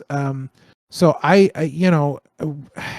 hoping that because we're just kind of really hitting like a couple weeks into this draft, and so I'm hoping that there What are draft? some yeah. So I hope there are some solutions to fix some of these title issues. So I can pretty much guarantee that we are not going to pick WWE as our strongest roster. I was just going champions. to say, now that we've gone through the convoluted mess that is WWE, what is your pick for the strongest roster of champions? Yeah, so now that we can instantly rule WWE out, so for me, I started looking at the rest of the rosters here, and the fact that we have a world champion and a women's world champion that both won their titles after champions relinquished their titles due to injury, I have to rule out Impact. So that leaves me with Ring of Honor and AEW. And honestly, as much as I love the title scene in AEW right now, I think that when it comes down to strength across the board of pure wrestling, I think that the champions on Ring of Honor, if I was to pick a group of champions, I feel like They are the strongest wrestling wise. I feel like that is going to put them at the top of the list for me, which is very odd for me because normally, I'm a WWE guy through and through. I have the '80s WWF logo tattooed on my leg, so like Nice. I'm all about WWE, but I feel like right now Ring of Honor has got such a strong roster of champions, just wrestling wise and talent wise, and I think right now, with everything that's going on in the world of wrestling, I think that the wrestling has to matter. I think That that has was to be our top measure of who's great and who's not. that was my pick too, so I am 100% on board with you. I think ROH's title picture is just stacked with talent, and I really think it's gonna show like how much they're gonna improve the show. I think Tony Khan really is taking care of them in a good light. I think he's thinking about ROH's history, their past. He's considering all of that into the new ROH. Mhm. And I must say, we didn't mention them on any of our lists, but I do enjoy all of the slightly new looks of the updated ROH belts. Yes, They're not agreed. totally new, but they're just enough to where they're like, oh, that's cool. They changed it, but not enough to where it's like a total like overhaul of the belts. Same thing with the Ring of Honor logo. It looks it looks a little cleaner. Yeah, it's just it's not so different, but it's different enough. Yeah, I really like what they've done since they brought it back. My only gripe with Ring of Honor right now is that I feel like instead of AEW adding another Saturday night show, they should have added an actual TV spot for Ring of Honor. Well, I think that's the eventual goal because I think the whole point of Saturday and having them cancel Dark and Elevation and put Rampage on Friday is because WB wants all of the content to be on their channels from this point forward. So I think eventually Ring of Honor will become part of that and they will be on WB as well. So while we're talking about it, let's just give an RIP to Dark and Elevation because those were fun shows. Those were fun shows. Those shows. I sort of love having free YouTube shows to just watch whenever I wanted to. That was fun. I think what they're going to do though is they're going to make a streaming service and put it all on there. That way you can watch all of it at one time. Honestly, if they did a streaming service for AEW and Ring of Honor, I'd be in for that. I feel like for me, Dark and Elevation were places where I got to see new wrestlers. I got to see people that I didn't get to see on my TV every week. It was great to be able to read the spoilers about like who was going to be on Dark and who was going to be on Elevation. Yeah. Then I'd get excited about seeing talents that I haven't seen in a while. And you got a lot of one shots on Dark and Elevation where they would bring people in, whether it be for tryouts or whatever, but they would get their moment on television with AEW, although not on traditional TV. But yeah, you would still have access to watch them whenever you wanted to. Yeah, absolutely. This has been a phenomenal episode. It's been great just being able to talk about championships, something I feel is a very important part of professional wrestling and something that I think that some companies are getting absolutely right and some companies are just getting wrong in ways I can't even describe. And so, yeah. So, man, great episode today. Excellent conversations on titles.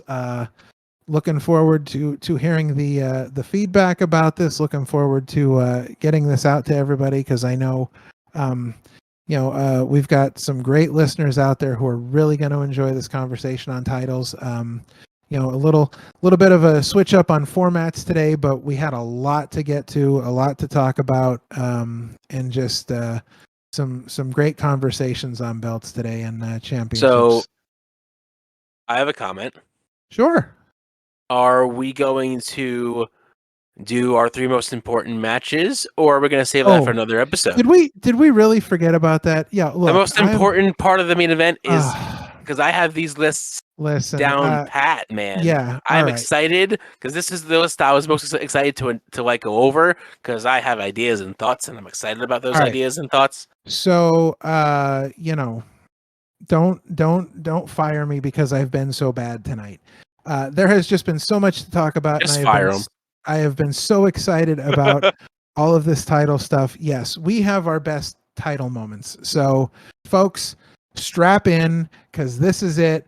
This is the main event. It is time to go. Are you ready to rumble? All of that. So you had mentioned to me that you have an honorable mention, and Yes, I have two. one. I have two as well. So let's toss out our honorable mentions. Yeah, Go ahead. we'll just do these real quick because we do Sure. have more to go over. My honorable mention, just because I think for the time it was huge, and especially because he had just came in with the big gold belt, NWA style, and that is the 1992 Royal Rumble match when Ric Flair went over an hour at number 3 to win the WWF title. All right, so that's a great pick.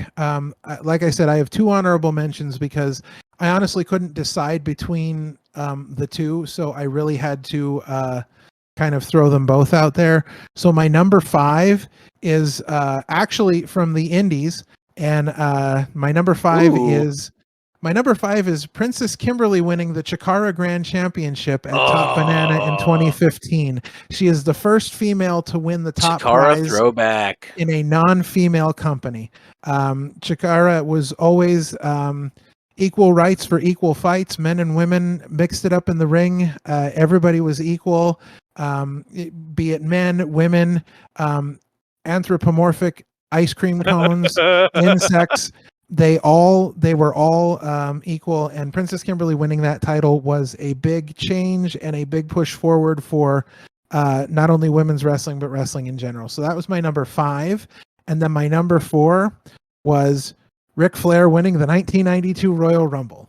And so we are so on point tonight. Yes. So with that one, I mean, not only probably one of the greatest performances of all time, just by a wrestler to win a championship, but also Bobby the Brain Heenan's commentary was probably the single greatest commentary to me of any match of all time.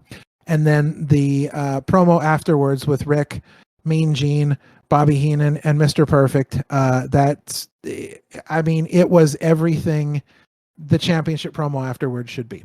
So it was just, again, that's why I couldn't not leave it out, because it was just, again, and for that time, I think he was the longest person to like be over an hour in the match. Yes. Before it was like a thing going forward. He was the first person to go at number 3 all the way to 30 and win the belt before Reigns did in 2016.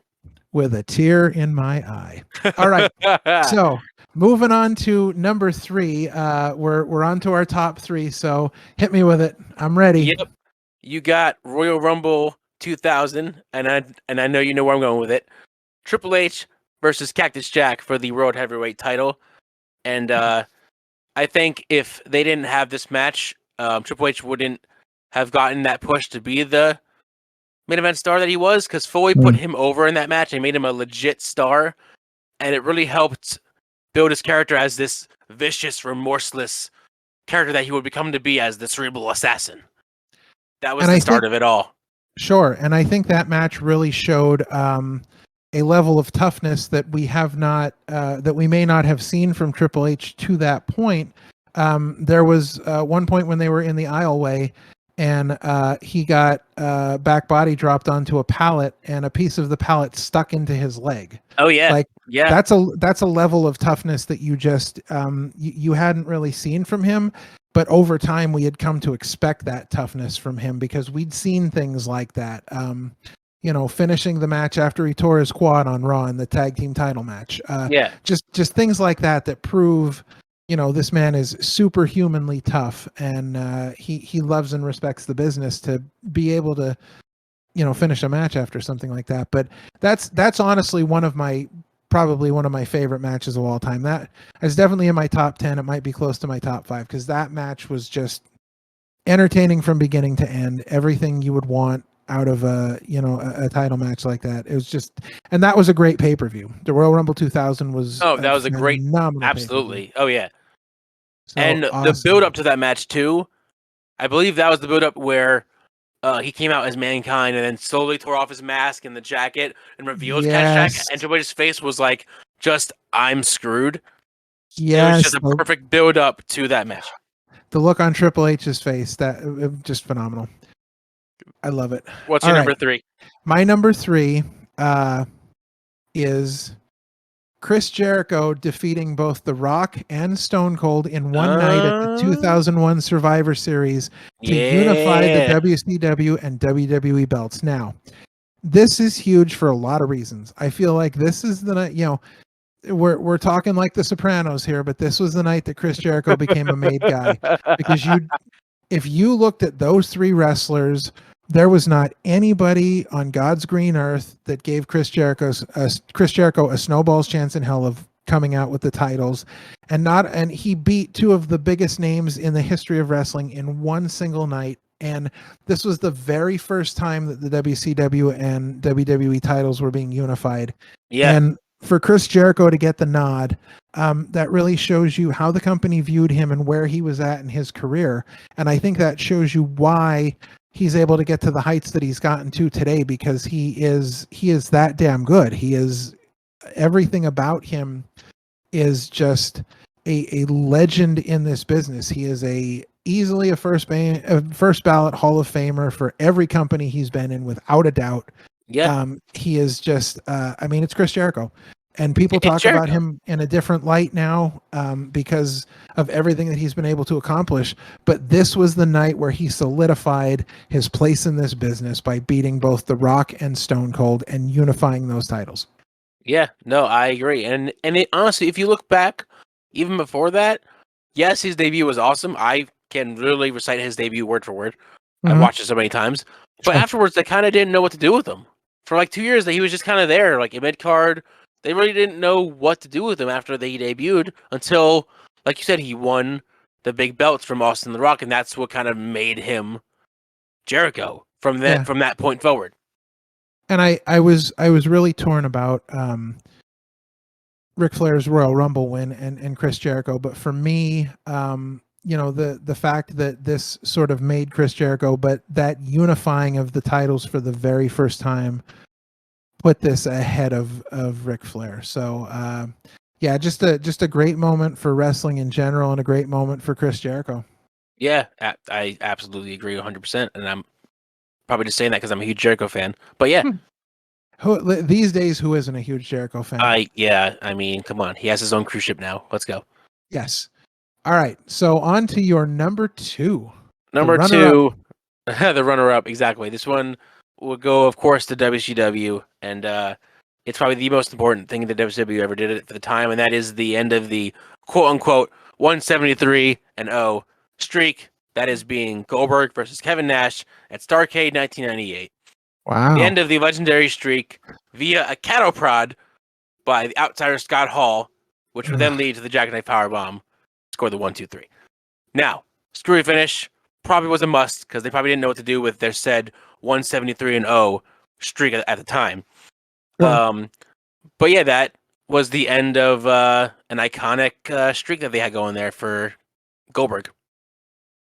Absolutely. There was so many shenanigans in that match other than Hall, but Hall was the main one that cost him the match. But there were so many shenanigans in the match, so many interferences, so many things going on, because I don't think they knew what to do with Goldberg because of how long he was winning for. They didn't know how to end it, just how I think they don't know how to end Reigns' streak right now in the same vein. Yeah, so it's a shame that we had the screwy finish, because the screwy finish kind of taints the fact that this historic, iconic run of Goldberg, which whether it was real or manufactured is a whole nother story, but the fact that, he was really undefeated on television for and pay-per-view for such a long time. Yeah. The ending of that historic run is such a pivotal moment for WCW, and it is a shame that it had to end in that screwy shenanigans, because that's what most people remember. But yeah, definitely a huge moment for WCW. And I feel like that some could say or argue that was kind of the start of the downfall of WCW. Yeah, absolutely. All right. So, and full disclosure, again, I'm going back to WWE, but I feel like when we're talking about title moments, there's just so many big things that have happened over the year. And so my number 2 is Triple H wins the Fatal 4-Way in the main event of WrestleMania 2000. And the reason that this is such a big deal for me is that this is the first time that we see a heel win the title in the main event of WrestleMania. This is the very first time. So yeah, that was the first time. I thought that was such a huge moment and such a big turn in how they were doing things and how things were viewed. This main event was terrible. Let's be honest. It was was a mess. The build up to it was horrible. McMahon in every corner. Mick Foley had just been retired a couple months previous, and here he was coming back to wrestle, with Linda McMahon in his corner. And they didn't need Foley and they didn't need Big Show. It should have just been Triple H versus The Rock, WrestleMania 2000. Simple as that. Sure.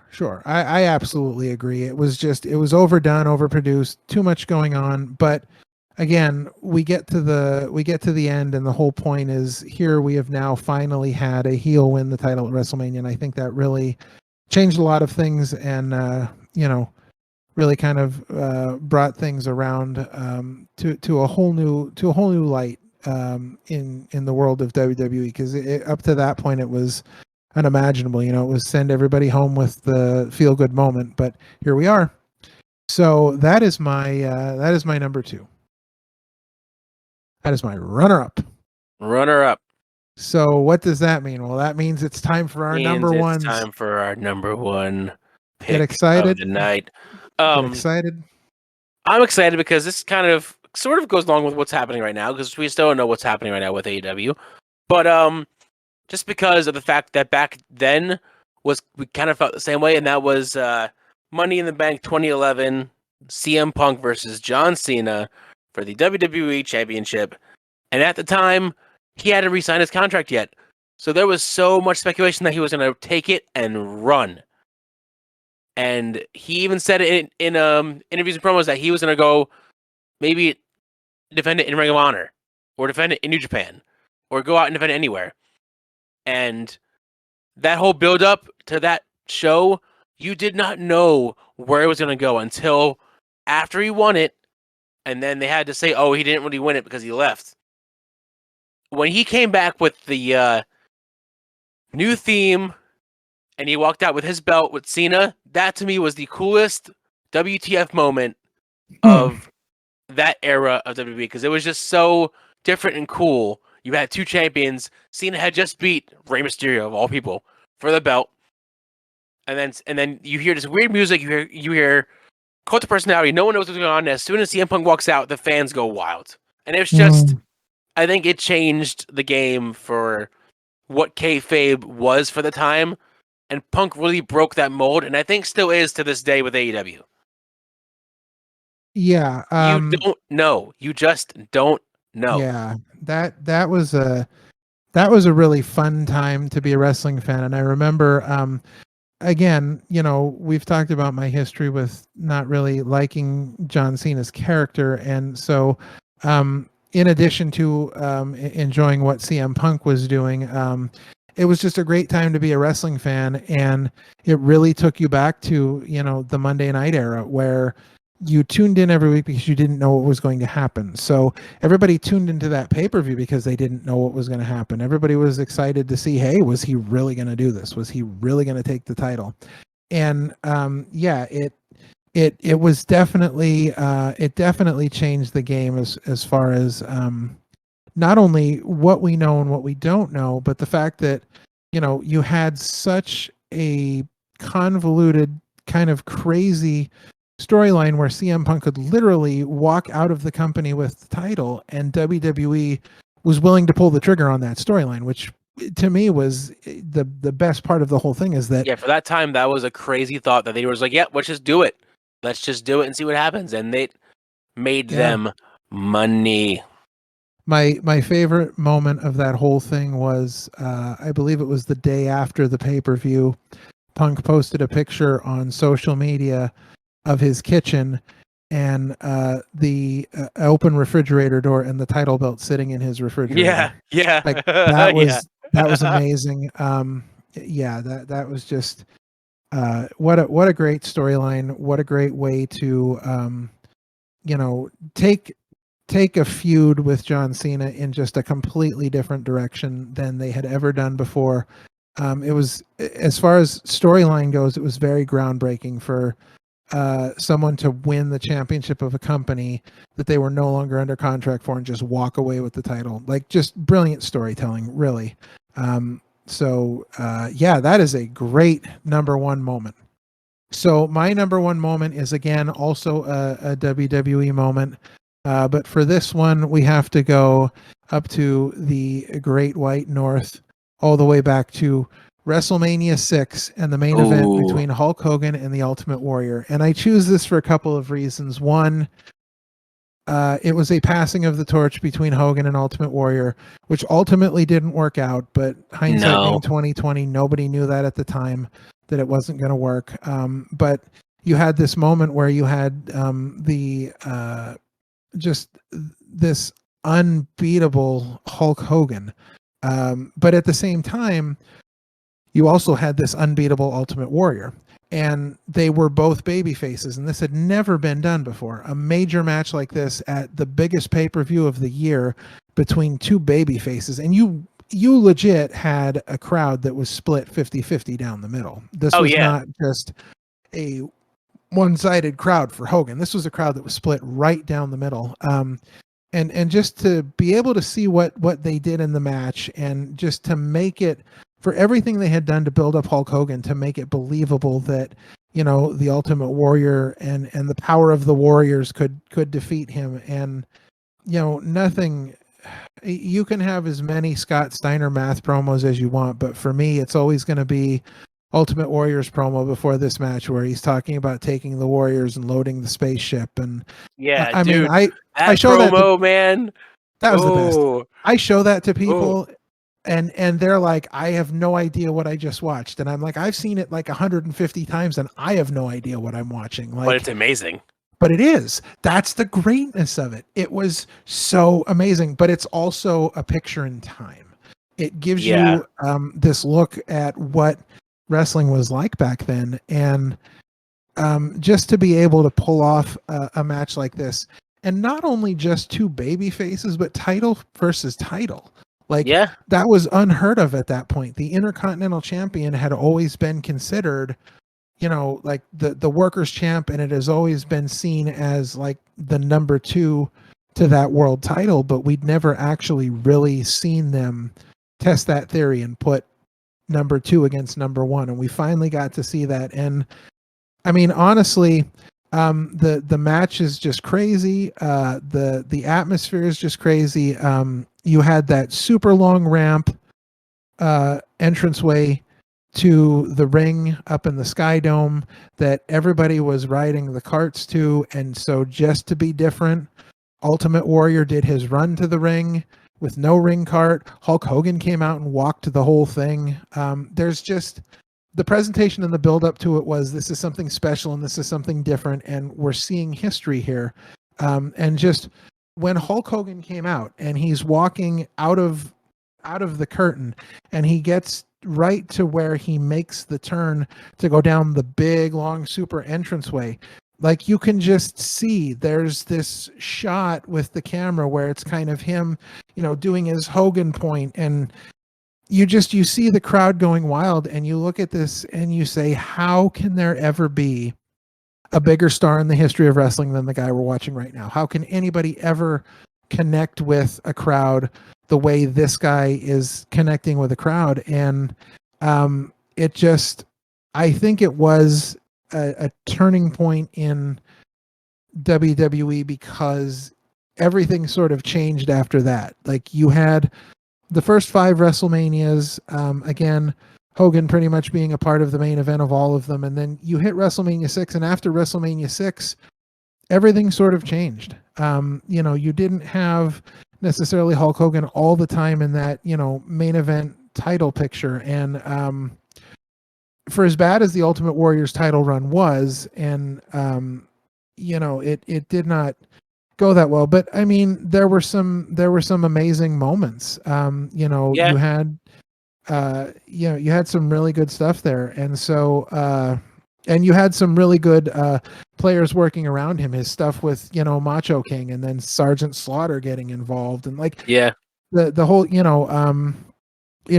Sensational Sherry cutting a promo with the Ultimate Warrior where she's like trying to seduce him into having a match with like the Macho King, like the whole thing. Yeah. I mean, everything is so over the top, but it's that time period of wrestling. And honestly, I don't know that I've ever been that excited for a title match.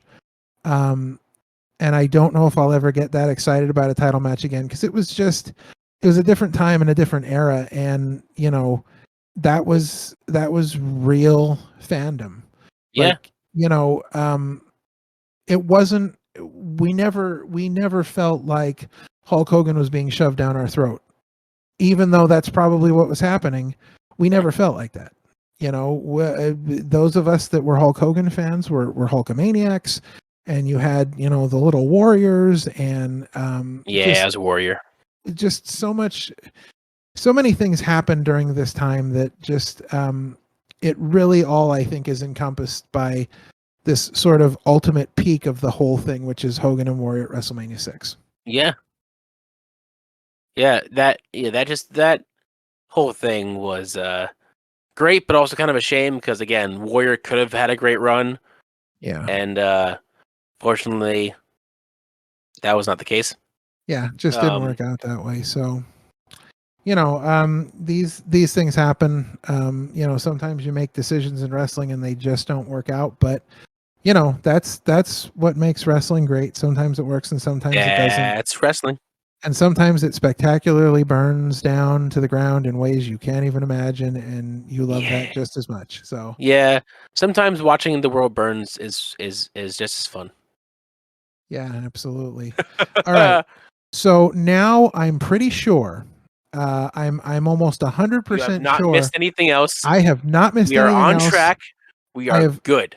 I have got to tell you that I thank you for being here today, for keeping me on track with things, because I have been thinking about this conversation that we were going to have all week long, and I have been so excited to get to this show and just get through this title stuff and talk about all of our best and worst. And I got a little ahead of myself and got a little excited. But listen, when you say extravaganza in the title, you get a little excited.